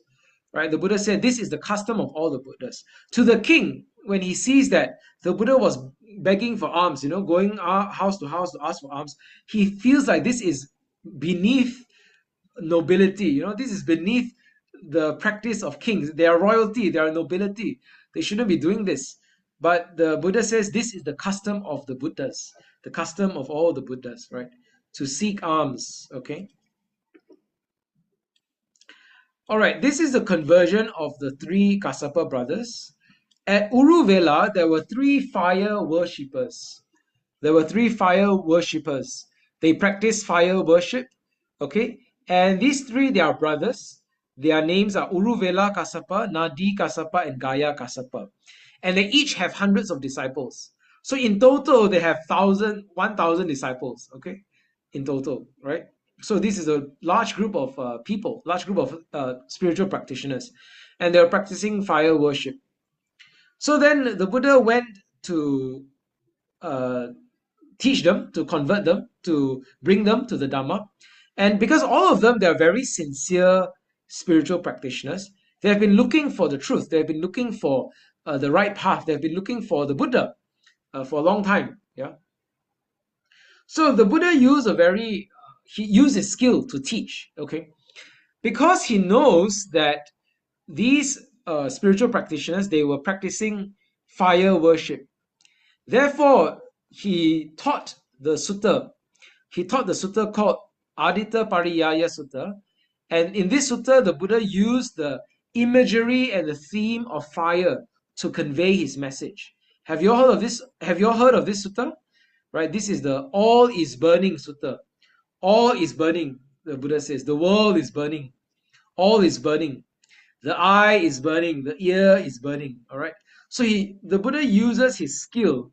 He uses the theme and the imagery of fire, flames, to convey this Dhamma, because he knows they all practice fire worship. And so by using this theme, the Buddha was able to relate to these practitioners. Okay, so they could understand his message well. Right. Also, before that, I think there was a fierce spirit or something like that, and the Buddha used his powers to subdue the spirit. Okay. All right. So now with his powers and also with this sutta, he converted the three brothers and also all their disciples. Okay, all their disciples. That means now the Buddha has 1,000+ disciples already through this teaching. Okay, with their company, the Buddha went to Gaya Caesar, where he taught this sutta. Okay, this all is burning sutta, and through this sutta, all of them attained arahantship. Okay, the three Kassapa brothers and also all their disciples. Okay, yeah. So now the Buddha has a large group of disciples already. All right. So those are some of the stories in the Buddha's life. The Buddha's ministry lasted for 45 years, okay, from the age of 35 to the age of 80, okay, 45 years. His ministry was very successful, and he has a very long ministry, 45 years, okay. Compared to many other spiritual teachers, his ministry was very successful and very long, right, due to his noble personality, the greatness of the Dhamma, and the methods used to teach the Dhamma. He had many supporters like King Pasenadi, King of Kosala, King Bimbisara, King of Magadha, Anatta Pindika, Visakha. These are some of his very important supporters. All right. His chief opponent was Devadatta, his own cousin and his own disciple as well. All right. The Buddha had opposition from rival sects, but he faced them with courage. Okay. Let's go on. All right. The Buddha's Parinibbana. So when nearing the final days of the Buddha's life, right, he was able to see that he had not a long time left, right? So I think in his last 3 months, the Buddha announced, okay, in 3 months' time, I'm going to pass away into Parinibbana, right? So the Buddha began his final journey, all right? His final journey of teaching. Okay. So where the Buddha passed away was in Kusinara. This one you have to know, okay, for the exam. Kusinara. This was where the Buddha passed away. The Buddha's last advice, the Buddha's last words to the Sangha. Vaya Dhamma Sankhara Appamadena Sampadeta. Vaya Dhamma. Vaya Dhamma means subject to death and decay, subject to destruction, death and decay. Sankhara, all conditions, All conditioned phenomena are subject to death and decay. Appamadena sampadeta. Strive on with appamada. Strive on with heedfulness.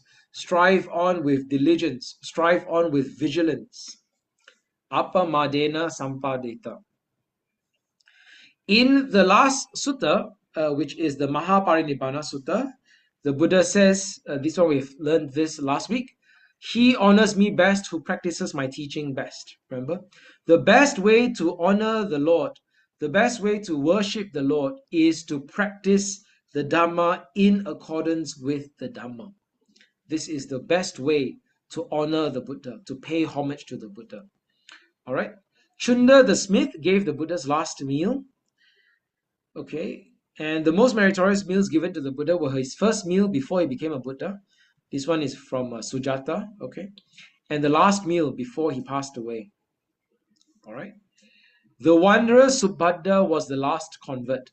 So this was the last convert by the Buddha, right? So Subhadda, he was a wanderer, he was a spiritual practitioner, and then he wanted to go see the Buddha, but at this point the Buddha was very tired and very sick. So at first Venerable Ananda says, don't see the Buddha needs to rest. But the Buddha says, no, let him come in, right?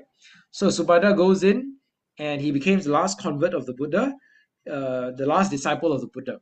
The Buddha taught the Dhamma to him and he became an Arahant. Okay.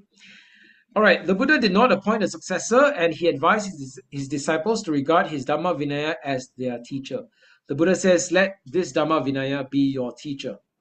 All right, good. So that is the last episode of the Buddha's life, his Parinibbana. I want to go to the sutta and show you all. I want to go to the sutta and show you all his final episode. Let me go to the Mahaparinibbana Sutta.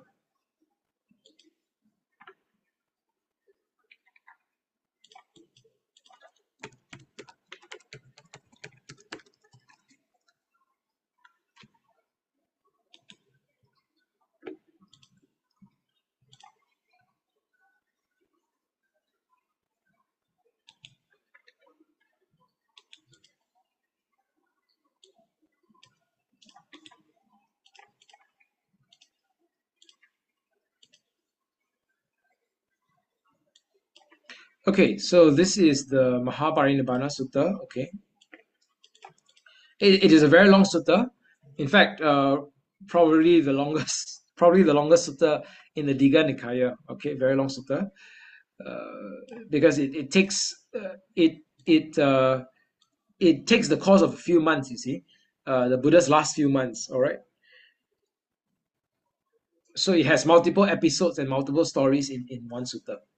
Okay, let's go to the end. I want to show you all the last episode of the Buddha's life. Where is it? Over here.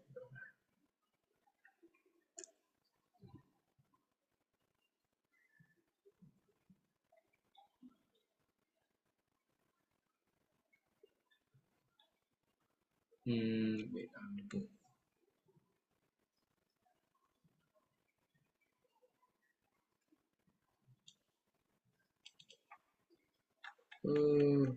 I wanna find the episode where the Buddha goes up the jhanas. Where is it? Okay, yes, it's over here. Okay. All right. So the Blessed One, the Bhagava, okay, addressed the monks. I exhort you, all fabrications are subject to ending and decay. Reach consummation through heedfulness, right? Appamadena sampadeta. That was the Tathagata's last statement. Okay, so this is how the Buddha entered into Parinibbana. This is how he died, how he passed away. Even dying, the Buddha dies with style. We can see.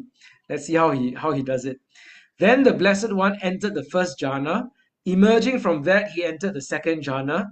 Emerging from that, he entered the third jhana, and then the fourth jhana, the dimension of the infinitude of space, the dimension of the infinitude of consciousness, the dimension of nothingness, the dimension of neither perception nor non-perception. Emerging from that, he entered the cessation of perception and feeling. Okay. All right. So first jhana, second jhana, third jhana, fourth jhana, dimension of infinitude of space, dimension of infinitude of consciousness, dimension of nothingness, dimension of neither perception or non-perception, and then cessation of perception of and feeling. All right. And then the Blessed One, emerging from the cessation of perception and feeling, entered the dimension of neither perception or non-perception. So just now the Blessed One goes up the jhanas. Now he goes down. Emerging from the cessation of perception and feeling, entered the dimension of neither perception nor non-perception. Emerging from that, he entered the dimension of nothingness, the dimension of infinitude of consciousness, the dimension of the infinitude of space, the fourth jhana, the third jhana, the second jhana, and then the first jhana. So goes up and then goes down to the first jhana. And then the Blessed One, emerging from the first jhana, he entered the second, the third, the fourth jhana. Emerging from the fourth jhana, he immediately totally unbound. Okay, so goes up, sensation of perception and feeling, and then goes down to first jhana, and then from first jhana goes up second jhana, third jhana, fourth jhana, and emerging from the fourth jhana, he attains total unbinding. He attains Mahaparinibbana. Right, so this is the final episode of the Buddha's life. From the fourth jhana, he attains Parinibbana. He attains the final passing away. Okay. When the Blessed One, totally unbound, all right, he attains total unbinding, total Parinibbana. Simultaneously with the total unbinding, there was a great earthquake, awesome and hair-raising, and rolls of the Deva drums split the air. All right, so this is the final episode. Okay. All right, now that's the life of the Buddha. Okay, now we have completed the life of the Buddha syllabus. We can talk a little bit about the Dhamma. I think last week we have not yet completed all the Dhamma, so I'm going to go through some of the components in the Dhamma syllabus, and maybe some of you, if you have questions or you want to add anything, you can feel free to add. Okay. All right, so remember that we were talking about some of the junior stage syllabus, okay? We've gone through some of these already. If you have any questions, feel free to ask, okay? Tisarana, Panchasila, Dasa Kusala Kama, Atangika Sila, Dasa Parami, Chattari Arya Sachani, Mangala Sutta. Okay, so these are the 8 training principles, the 8 precepts, Atangika Sila, all right? So usually we take this training on Uposatha days, on New Moon Day, Full Moon Day, okay? On Uposatha days, and also during meditation retreats, for example. All right? Okay, Parami. This one. So last week, Dr. Kwa recommended that we remember the Pali. So have you memorized the Pali? So last week, Dr. Kwa suggested one way to remember this is using mnemonics, right? What is the sentence again? Don't something, doctor something, I'm not sure. You all can invent your own sentence if you want to remember the Pali if you want. I can't remember the Pali actually. Dr. Kwa, what is the Pali? Oh, I make my own story lah. Yeah. You can make something like I did Dr. Sally News, patient, very kind. She adopted many unicorns. Okay, yes. Yeah. Yes, very good. Dr. Sally, new patients, very kind. Very kind. She adopted many unicorns. Yes, okay, so that's one story you can tell. But maybe all of us can, maybe some of you, if you want to use this way to memorize the Pali, you can create your own story, maybe. So feel free, any of you, if you are feeling creative or imaginative, you can also create your own story. Some of you, maybe you have your own methods. You can create your own sentence. You can to create this own story, to remember the Pali. Okay, or you can just remember the sequence of the Pali if you want to. Okay, I hope, of course, as you become more and more familiar with the Pali words, you can easily know the meaning of the Pali. Hopefully, you can reach that level of familiarity. All right. So these are the Pali, the 10 perfections, the 10 parami. Okay. So it helps to remember. Yeah, it's good to remember. All right. Dana, Sila, Nekama, Panya, Virya, Khanti, Satcha, Adithana, Metta, Upeka. Okay. Okay, all of you can remember? Remember the Pali? And remember the meaning as well.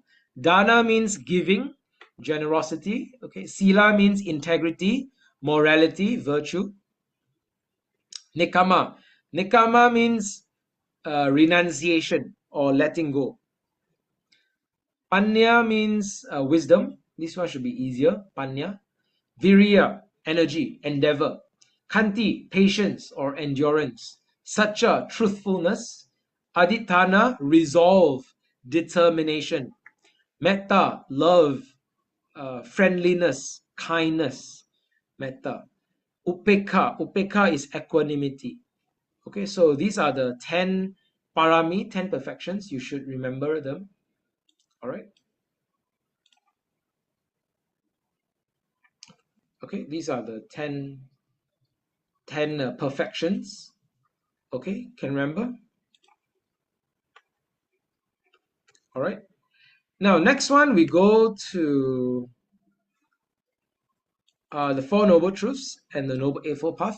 This one we talked about it last week already. So this week we'll do it again, and then maybe we can do some recap, and also maybe some of you have any questions if you have any. All right. So this is the medical structure of the Four Noble Truths.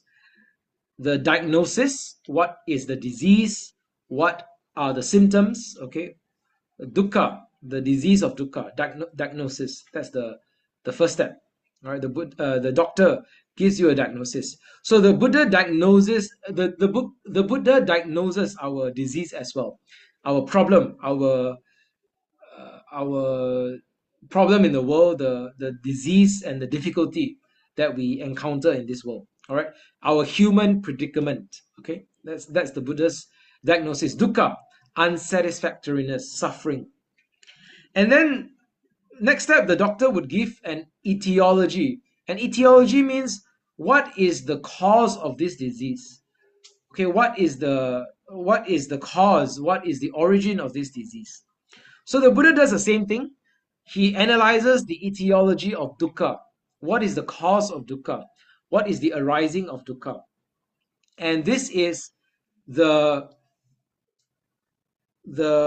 cause of dukkha is craving or grasping thirst. Tanha, grasping thirst. Okay, it is this craving, this grasping for the world that we cannot let go of the world, and this gives rise to suffering. Okay, and then the next step, the doctor would give a prognosis. A prognosis means an analysis of the outcome of the disease, the outcome of the disease, or the resolution of the disease. How is this disease going to be cured? Okay, so this is a prognosis. So what is the prognosis for dukkha? It is the removal of tanha. You take away tanha. As the tanha is taken away, the removal of tanha, then the suffering is also taken away. As the cause is taken away, the effect is also taken away. As the tanha is removed, the suffering is also removed. Okay, so this is the prognosis, the outcome, the outcome of the disease. So the Buddha says, when this tanha is destroyed, when this tanha is eliminated, is eradicated, then this dukkha is also eradicated. So this is the nirodha, the cessation of suffering, the prognosis. And finally, the Buddha would give a medicine. It would prescribe a course of treatment for the patient, right? This is how you are going to be healed. This is how you are going to be cured. So then the doctor gives the medicine. So here the Buddha gives the medicine, the prescription, the course of treatment, the course of therapy, how we can be healed. So this is the prescription of the path, the Noble Eightfold Path. And this Noble Eightfold Path will help us cultivate Sila, Samadhi, Panya, and remove ignorance and remove Tanha. This is the prescription, the medicine of the Noble Eightfold Path. All right? The Four Noble Truths. Okay? Dukkha Ariya Satcha, the first noble truth. Ariya means noble, Satcha means truth, noble truth. Dukkha Ariya Satcha, the first noble truth of dukkha, first noble truth of suffering. Dukkha Samudaya Ariya Satcha. Samudaya means the arising or the origin of dukkha, the second noble truth. Dukkha Nirodha Ariya Satcha, the cessation of suffering. And then finally, the path that leads to the end of suffering. Dukkha Nirodha Gamini Patipada Ariya Satcha. Patipada means the path of practice. Okay, Gamini means leading towards. So the path of practice, the Patipada, leading towards Dukkha Nirodha, leading towards the cessation of suffering. So this is the fourth noble truth. So these are the four noble truths. Okay. All right. And then these are the 8 factors of the Noble Eightfold Path, which is the fourth noble truth. Okay. Now, the Pali, this one is good to remember it, as Dr. Khor said last week, right? It's good to remember it. So I hope all of you can memorize the Pali and also remember the meaning as well. Now, on the right is my preferred translation. All right.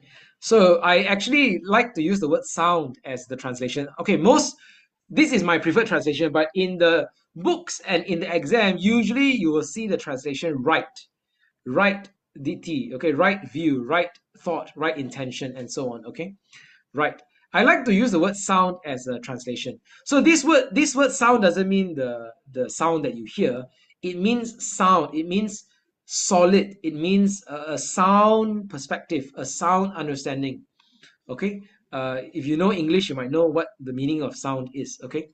So this is my preferred translation. Samadhi, a sound perspective, a right view, a right understanding. Okay. Sama Sankappa. Sankappa means the movement of the mind, a sound purpose, a right resolve, a right thought, a right motivation, a right aspiration. Okay, that is Sama Sankappa. Sama Vacha is right speech, sound speech. Sama Kamanta, sound action. Sama Ajiva, sound livelihood, the right way of making a living in the world. Sama Vayama, Vayama means effort, endeavor, sound endeavor. Samma Sati, sound mindfulness. And Samma Samadhi, sound composure, right composure. Okay, so again, Samadhi, you will see many different translations. In the books, sometimes you will see the word concentration, right concentration. And then there are also other translations, such as right stillness, right mental stability, right unification, right, and so on. Okay, I like composure, right composure, sound samadhi, sound composure. So these are the 8 factors of the Noble Eightfold Path. It is good to remember the Pali and also know the English translation as well. Okay, so these are the English words that I like. You might have your own favorite English words, which is great, but remember you should remember the one for the exam. The exam might not be using these words, okay? The exam, I think they usually use the word concentration and then effort, okay? And then I think they use right understanding and right thought for the exam. All right? Good. So these are the 8 factors of the Noble Eightfold Path. Okay, now this is a Salayaka Sutta. Maybe I want to show all of you the Salayaka Sutta a little bit. Okay, let me check the Zoom chat and see if there are any questions. So far, so good. Are there any questions so far? Okay, now I want to show all of you the Salayaka Sutta. Yeah.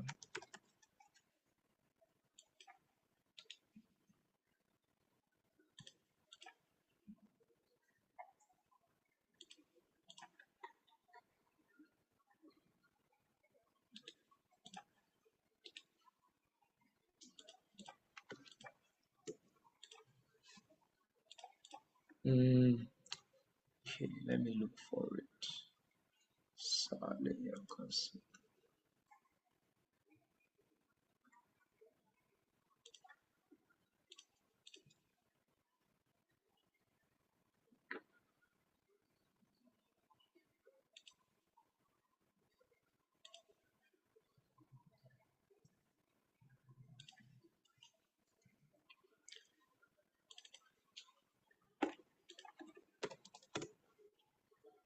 Okay, good. So in this in this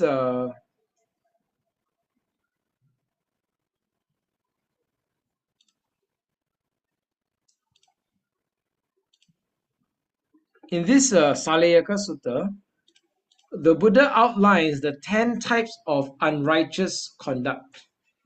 Okay. Okay, so this is the Saleyaka Sutta. The Buddha was talking to the Brahmins in Sala, in this village called Sala. Okay, Sala. Yeah.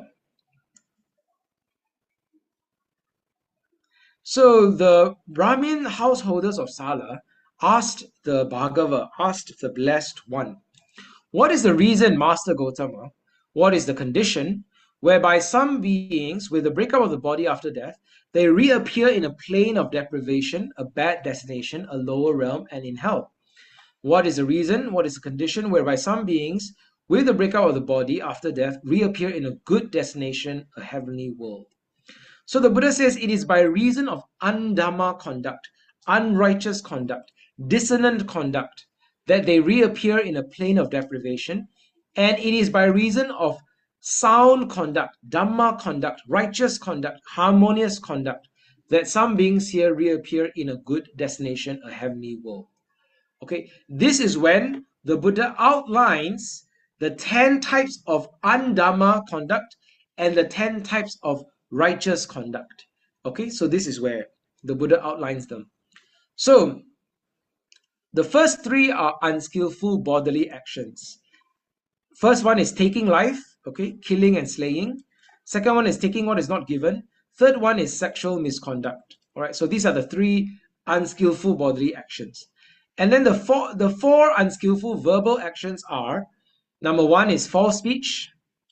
Number two is divisive speech. He divides people, he breaks people apart. Okay. Third one is abusive speech, harsh speech. He is very harsh to people, bitter to other people, abusive to other people, provoking anger. And finally is idle chatter. This is frivolous speech, nonsense speech. All right. He speaks nonsense, he speaks rubbish, he speaks things that are useless and pointless. Okay. So these are the four verbal actions, four unskillful verbal actions. And then last one, there are the three unskillful mental actions. So the first one is covetous, covets the belongings of others, and then he bears malice, he bears malicious thoughts, he bears ill will, he's very corrupt in the resolves of his heart, and he wishes for other people, may these people be killed or be crushed or be destroyed. Okay, this is malice, malicious thoughts. And then last one is wrong view. He is distorted and is warped in the way he sees reality. Okay, so this is the three unskillful mental actions. So altogether, you have three unskillful bodily actions, four unskillful verbal actions, and three unskillful mental actions. In total, you have 10 unskillful conduct, 10 types of undhamma conduct. Okay, dissonant conduct. Dissonant conduct means conduct that does not align with the Dhamma. Okay, that does not align with righteousness, does not align with truth, does not align with joy and happiness. Okay. All right. Then the opposite of all those 10 actions are the 10 skillful actions. All right. So the opposite. So for example, you abandon the taking of life. So the three skillful bodily actions are, you abandon the taking of life, you dwell with mercy and compassion. Okay, this is the first. Secondly is you abandon the taking of what is not given. All right, so you live an honest life. you live a righteous life. And then third one is you abandon sexual misconduct. Okay, so the opposite of the 10.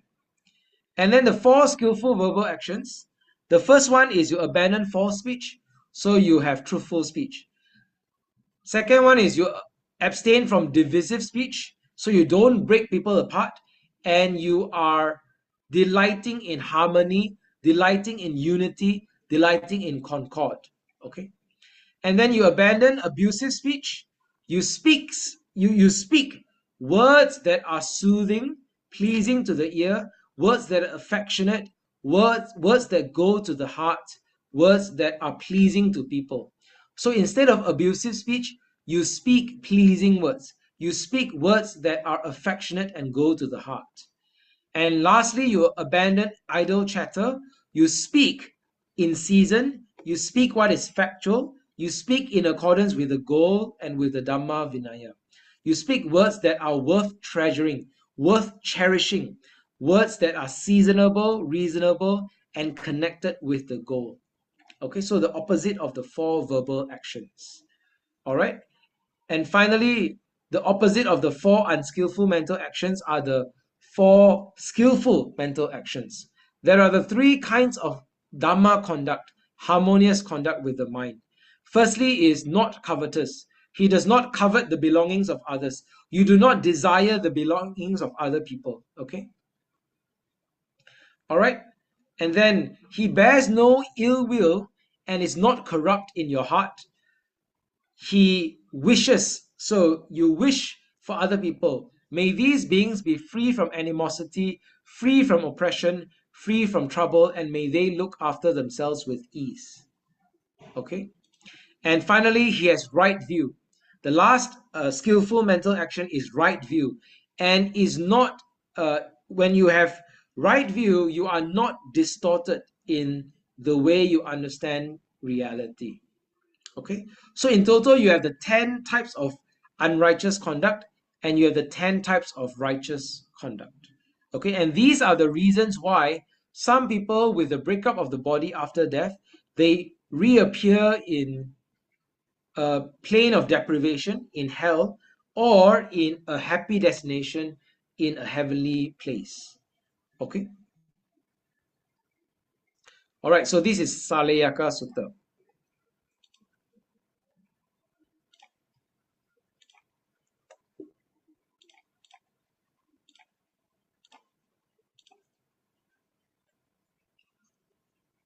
Okay, this is a Salayaka Sutta. Yeah. All right. There are 3 sorts of undhamma conduct, dissonant conduct with the body, 4 sorts of undhamma conduct, dissonant conduct with speech, and 3 sorts of undhamma conduct, dissonant conduct with the mind. All right, in total 10.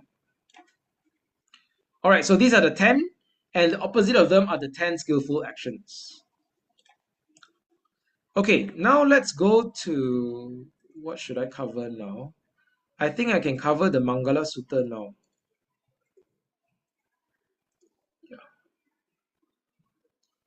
Okay, I can cover the Mangala Sutta now.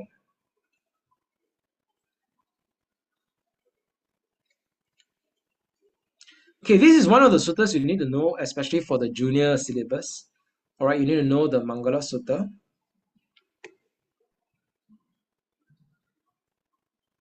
And the Vasala Sutta. Okay, so, let me see, which one should I talk about?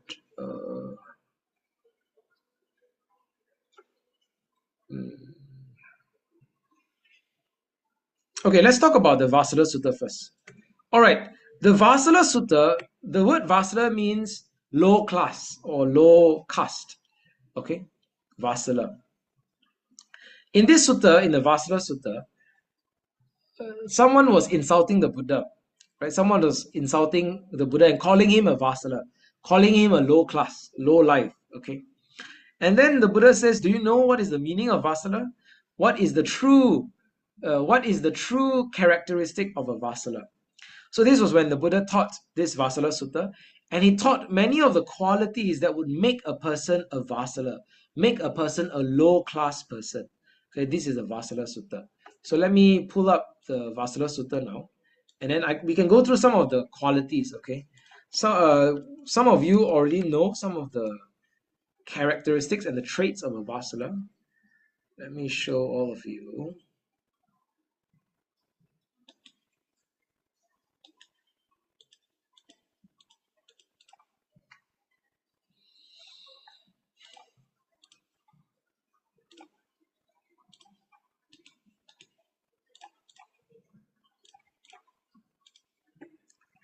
All right.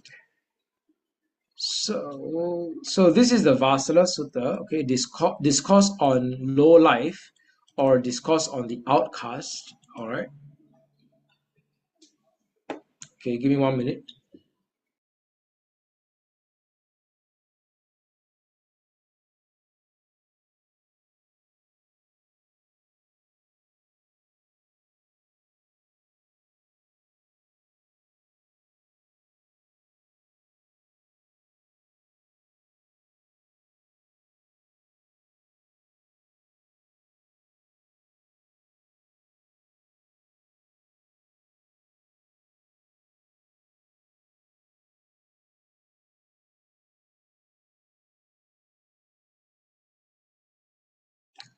All right. Okay, good. So, yeah, so there's this Brahmin who was insulting the Buddha.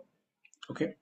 And the Buddha asks, do you know who is an outcast and what conditions make one an outcast? All right. And then he says he doesn't know. So Venerable Gautama taught the Brahmin. Okay. So these are, I mean, there are many different qualities and traits that would make a person an outcast. So I'm just going to go through some examples. You can look at some of the examples. All right. Whoever is angry and hateful, denying the good of others, holding wrong views and deceitful, know him as an outcast. Okay. Whoever in this world kills living beings, born from a womb or from an egg, who does not have sympathy for living beings, know him as an outcast. Okay? Be it in the village or in the forest, whoever steals what belongs to others, what is not given to him, know him as an outcast. Okay? Right? He who, for his own sake, or for the sake of others, or for wealth, tells lies when questioned as a witness, know him as an outcast. All right? Whoever by force or with consent associates with the wives of others, or with the wives or relatives or friends, know him as an outcast.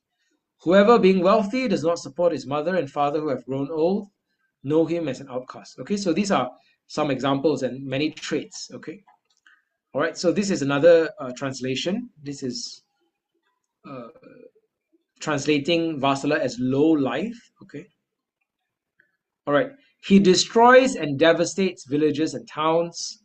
A notorious oppressor, know him as a low life. Okay. He hits or verbally abuses his mother or father, brother, sister, or mother-in-law, know him as a low life. When asked about the good, he teaches what is bad, giving secretive advice, know him as a low life. All right. Uh, he extols himself and disparages others, brought down by his pride, know him as a low life. He's a bully and a miser. He's a bully and a miser, of corrupt wishes, stingy and devious, shameless, imprudent, know him as a low life. He insults the Buddha or his disciple, whether lay or renunciate, know him as a low life. Okay? You are not a low life by birth, the Buddha says, nor by birth are you a Brahmin. You are a low life by your deeds. By deeds, you are a Brahmin. Okay? So our purification is not by our birth, it is by our actions, our conduct. All right?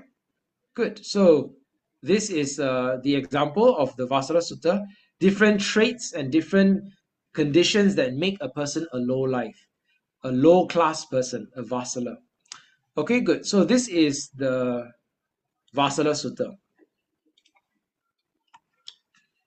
Next sutta, and probably the last sutta for today, we will talk about the Mangala Sutta. All right, the Mangala Sutta is a sutta of blessings. 38 blessings. Many of you would probably have heard of this sutta. Okay, the devas, they are debating among themselves, what is a true blessing of life? So they say, oh, okay, let's go ask the Buddha, what are the true blessings of life? And so the Buddha gives a list of 38 blessings of life in this sutta. This is a very popular sutta, one of the most popular, well-known suttas in the Theravāda Buddhist world. Many of you would have chanted it, okay, in some important occasions or auspicious occasions. Sometimes we would chant and recite the Mangala Sutta. Okay, in Mandarin it is called Ji Xiang Jing. Okay, Mangala Sutta, the discourse on blessings. Very well-known sutta, all right, and also a very important sutta. Very comprehensive sutta as well, especially for a lay person. This sutta outlines all the important blessings and spiritual practices for us to practice in our life. Okay, so very helpful sutta. I encourage all of you to read it, to remember it, to recite it, okay, and to practice it. All right. Um, hmm. Let me go to the Mangala Sutta.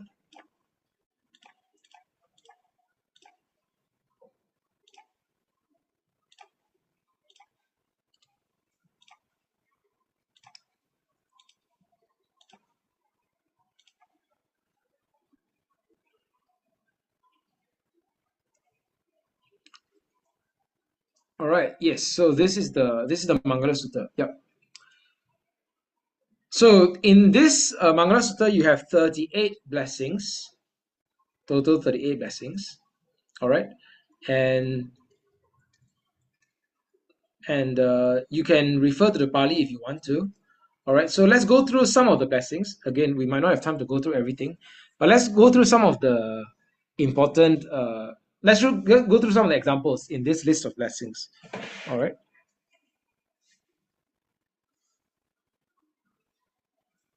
Okay, so the first few are the most important, right? And you probably remember some of the first few blessings. Okay, the first few blessings are the blessings that are the beginning of the spiritual path.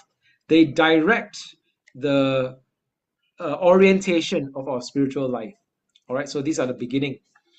First is to not associate with the foolish, and secondly is to associate with the wise, and thirdly is to honor those who are worthy of honor, to respect those who are worthy of respect.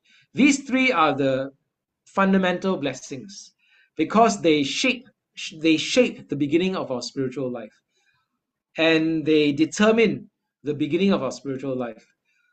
To not associate with foolish, to associate with the wise, and to honor those who are worthy of honor. That is the beginning of our spiritual life, right? In the beginning of our spiritual life, we recognize and we honor the wise ones, the Buddha, Dhamma, and the Sangha, the teachers who give us wisdom and guidance, especially the Buddha. So we do not associate with the foolish ones, and we associate with the wise ones who give us guidance and blessings. And we give honor and respect to those who are worthy of honor and respect, to the Buddha and his disciples. All right, so this is the beginning of our spiritual life. And then the next few blessings, these are the blessings that help us shape the direction of our life, right? Firstly is to reside in a suitable location, to live in a suitable place, right? Free from war, free from fear, and also a place where we are close to the triple gem, near to the Buddha, Dhamma, and Sangha, where we can practice well, where we can do our work well, where we have a good work, good family, okay, good friends, all right, good society, good economy, all right. So reside in a suitable place. And then to have previously done meritorious deeds. So when we have good karma in the past, they give us the nourishment and the strength and the good conditions to live our life now. All right. And then finally, to set our goals, to be heading in the right direction, to be heading in the right goals. Okay, this is the next blessing. When we have good and when we have a good, correct direction, when we have worthy and meaningful goals to strive towards. Okay, this is the next blessing. And then the next four blessings are talking about the purpose of education, the purpose of our learning. All right. Firstly is to have learning and knowledge, to have vast learning, to have vast knowledge. All right. Well educated, well rounded. And next one is to have skill, to be skilled and knowledgeable, to have skilled in the arts and crafts, to be skillful and skilled in a skill or a trade or a craft that will give us uh, a good livelihood. All right. Next one is the Vinaya, to have a well-disciplined life, to have a moral life, to have a life of integrity. This is Vinaya. Okay. And lastly is to have beautiful speech, to speak well and to speak in an inspiring way to benefit other people. Okay. So these are the blessings in this sutta. And then there are many more. Okay. I'll go through some of the examples. To be a support for our parents, the cherishing of wife and child, to have a happy family life, and to make our livelihood, to make a living without difficulty, to make a living with harmony and with peace. Okay. All right. Okay. Many more examples. You can look at some of these examples. To be respectful, to be humble, to be content, to have gratitude, and to hear the Dhamma at the right time. Okay. Respect, humility, contentment, gratitude, and to listen to the Dhamma at the right time. Okay.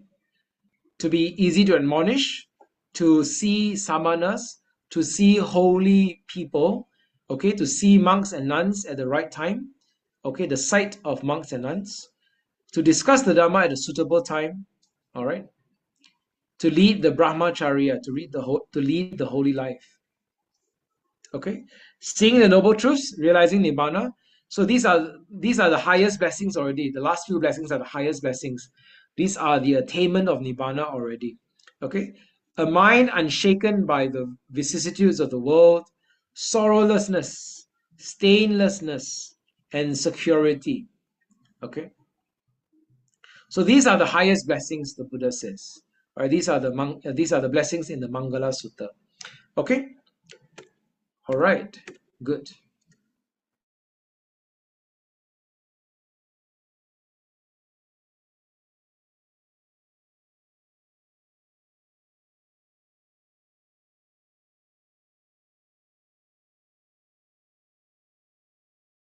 Let me find a way to share these Canvas slides with all of you. I'm not sure how to. I think there's a way to share the Canvas slides as a website, I think. But I'll find out the way, and then I'll share the link with all of you in the WhatsApp group so that you can also have. But how do you do it actually?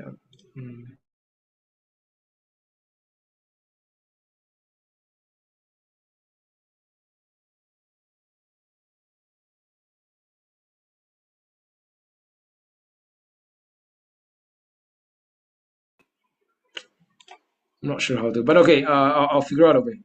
Okay, then I can share with all of you. Okay, I think that's the that's what we'll cover today. All right, tonight's session, and then next week we'll go into the Sangha. We'll look at some of the foremost disciples of the Buddha. All right. I think we've covered the life of the Buddha and also the Dhamma syllabus. Quite a lot already we have covered. And yeah, any questions? Anything you would like to add? You would like to share? Or any questions? Anyone? Anyone has anything to add? No? All good? If it's all good, then we can, yeah. All good, then we can go to the sharing of merits. We can get a photo first. Yeah, let's get a group photo. All of you who are able to turn on your camera, you can turn on your camera. We'll get a group photo, and then we'll go to sharing of merits. And then, yeah, it's good to see everyone. We've covered a lot of ground today. Yeah. All right. So I'll give you all around 10 seconds. Yeah.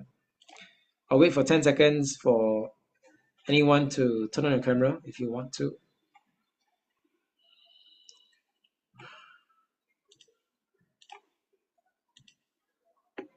All right, I think that's all. Okay, good. So all of you, please look into your camera. Hang on. Everyone, please look into your camera. Hang on, give me 5 seconds. All right, look into the camera and smile. 5 seconds. 5, 4, 3, 2. Smile. One more. Okay, photo taken. Okay, I've taken the photo. All right.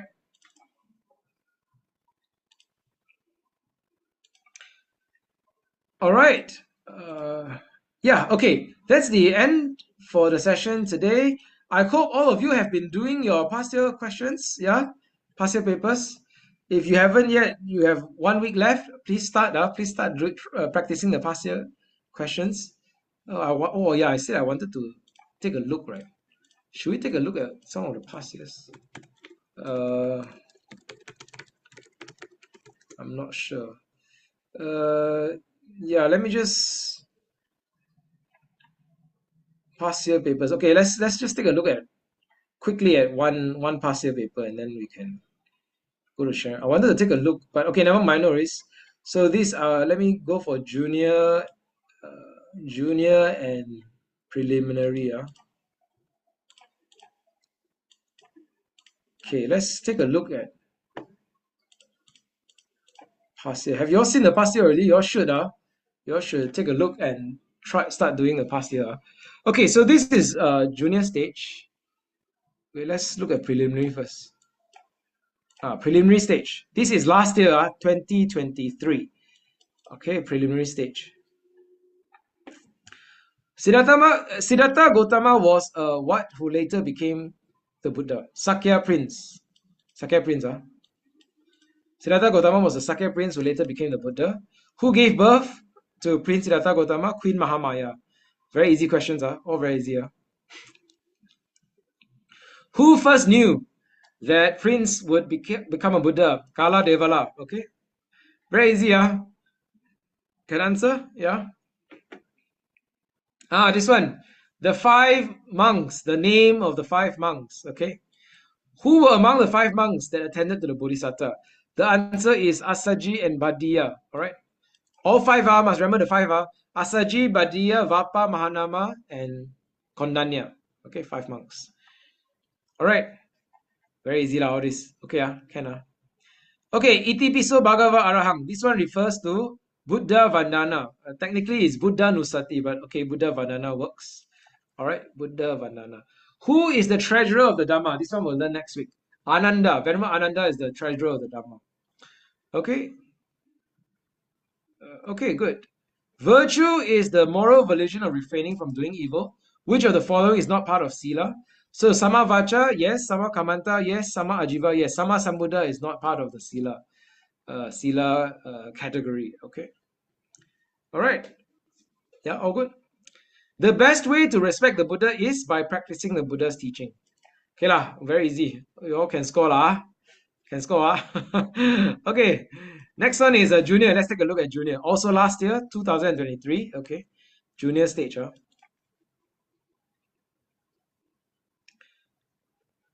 Okay. What was the tree that sprung up on Prince Siddhartha's birthday at Buddha Gaya? Okay, I don't know this one.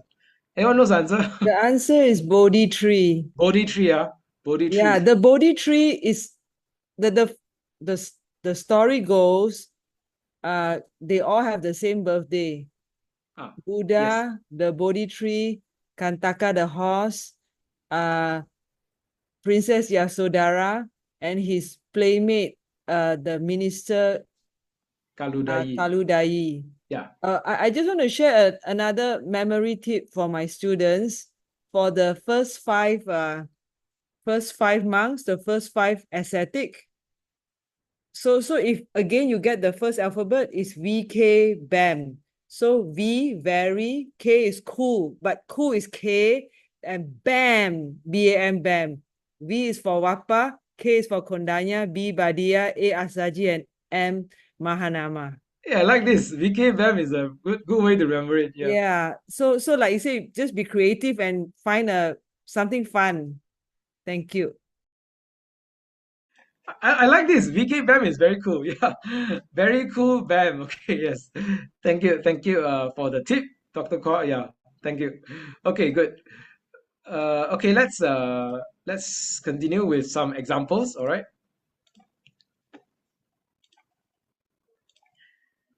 Okay, yeah. Gautama Buddha was born as a Bodhisatta in the time Buddha Dipankara. He made a vow to strive for Samma. Give the name of the Bodhisatta. Sumedha. So the name is Sumedha. All right. The following Wait, are the hold Pali names on. of. Can we go back to that? What was the question? It was very fast. Oh, Gautama Buddha was born as a Bodhisatta in the time Buddha Dipankara. So Oh, the name was his Sumedha, right? name was Sumedha. Oh, yeah. Yeah, correct. Yeah. Thank you. This one I don't know as well. Wow, these are good questions. The following are the Pali names of the three palaces built for Prince Siddhartha, except.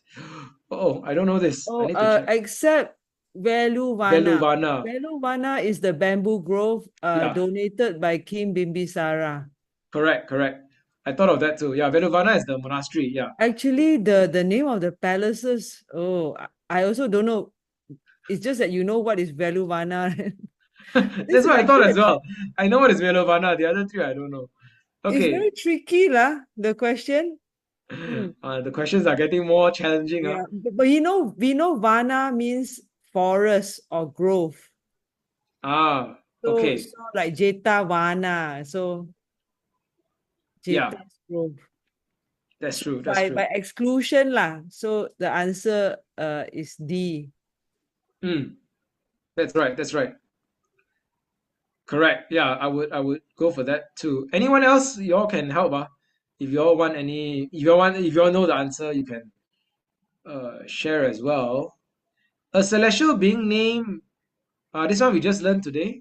A celestial being named Brahma Sampati invited the Buddha to teach the Dhamma. All right.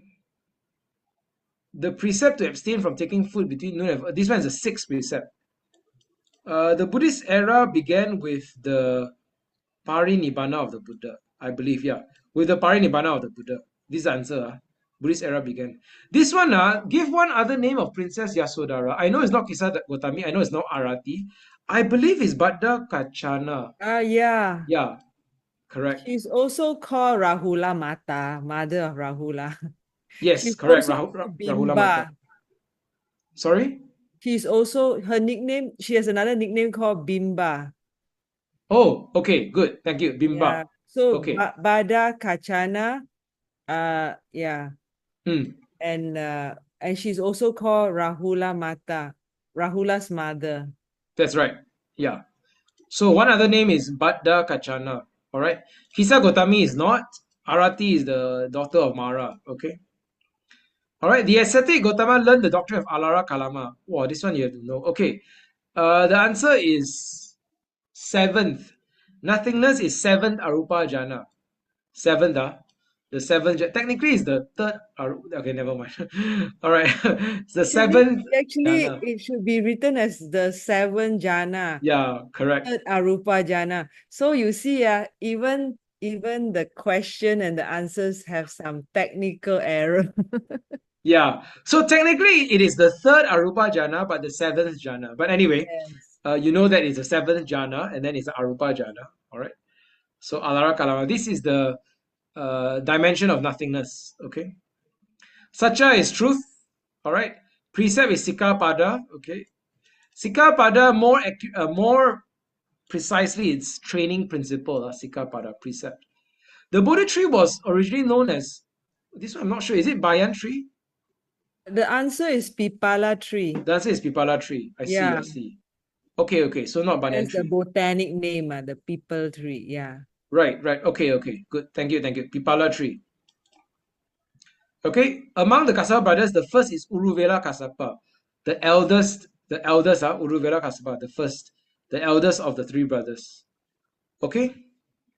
All right. Wow. Okay. These are quite challenging questions, so you all should practice, okay, and make sure you master it. All right. Okay, and then also for the junior stage, there is a section which is fill in the blanks. Fill in the blanks. So it looks like this. All right, so you need to select the words to fill in the blanks. Okay, can answer. All right. The 8 requisites in Pali is Atta Parikara. Parami means perfection. Do you have perfection?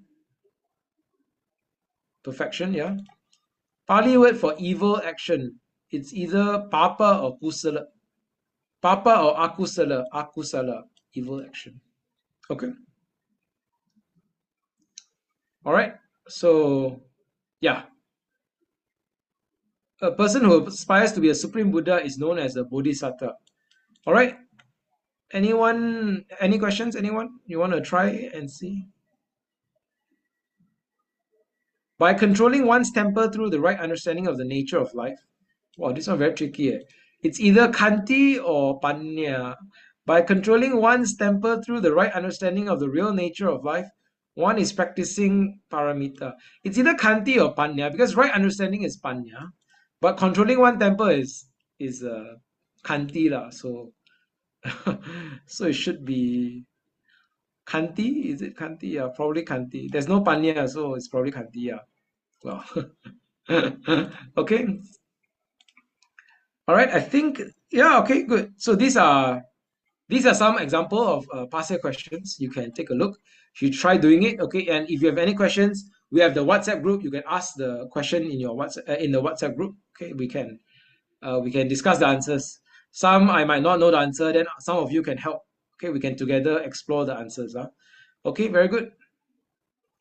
Okay. All right. I think that's it. That's it for today. Any questions? Okay, all good. All right. I think we can, yeah, I think we can end it here. And we'll see you for the final session next week. All right. Okay, everyone, all good. Okay, good. Let's go into sharing our merits now and we'll end the session. Okay.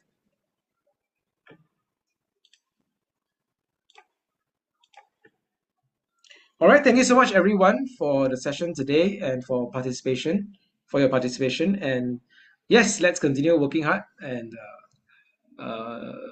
let's do more practice. Yeah, well, I think we're good to go. All right, we'll be able to score for the exams. Okay, let's go to sharing of merits now. Okay.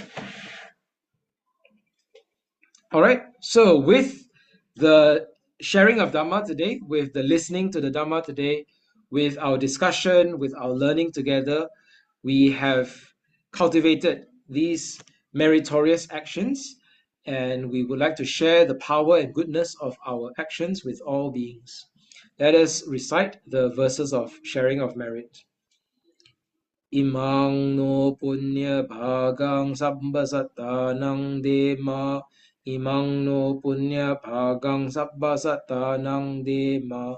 Imang no punya bhagang sabba sattanang dema. We share this merit with all beings. May they rejoice in our merit and be well, happy, and peaceful always. Idang me nyatinang hotu sukhita hontu nyatayo. Idang me nyatinang hotu sukhita hontu nyatayo. Idang me nyatinang hotu sukhita hontu nyatayo. Let my merits accrue to my departed relatives. May they be well and happy. Imina punya kamena mame bala samagamo satang samagamo hotu yava nibbana pantiya. By the grace of these merits that I've acquired, may I never meet evil and wicked people. May I meet the wise and virtuous until I attain my final emancipation. Final aspiration. Idang me punyang asava kaya vahang hotu. Idang me punyang nibbanasa pachayo hotu. By the power of this merit, may it lead to the extinction of defilements. By the power of this merit, may I attain the final realization of Nibbana. May all beings be well and happy. 愿一切众生离苦得乐. Semoga semua makhluk hidup berbahagia. Sabe sata sukhi hontu. Sadhu, sadhu, sadhu. Sadhu, sadhu, everybody. Thank you so much, everyone. Sukhi hontu. Thank you, Brother Kim. Thank you, everyone. Sukhi hontu. Take care. Good night. See you next week.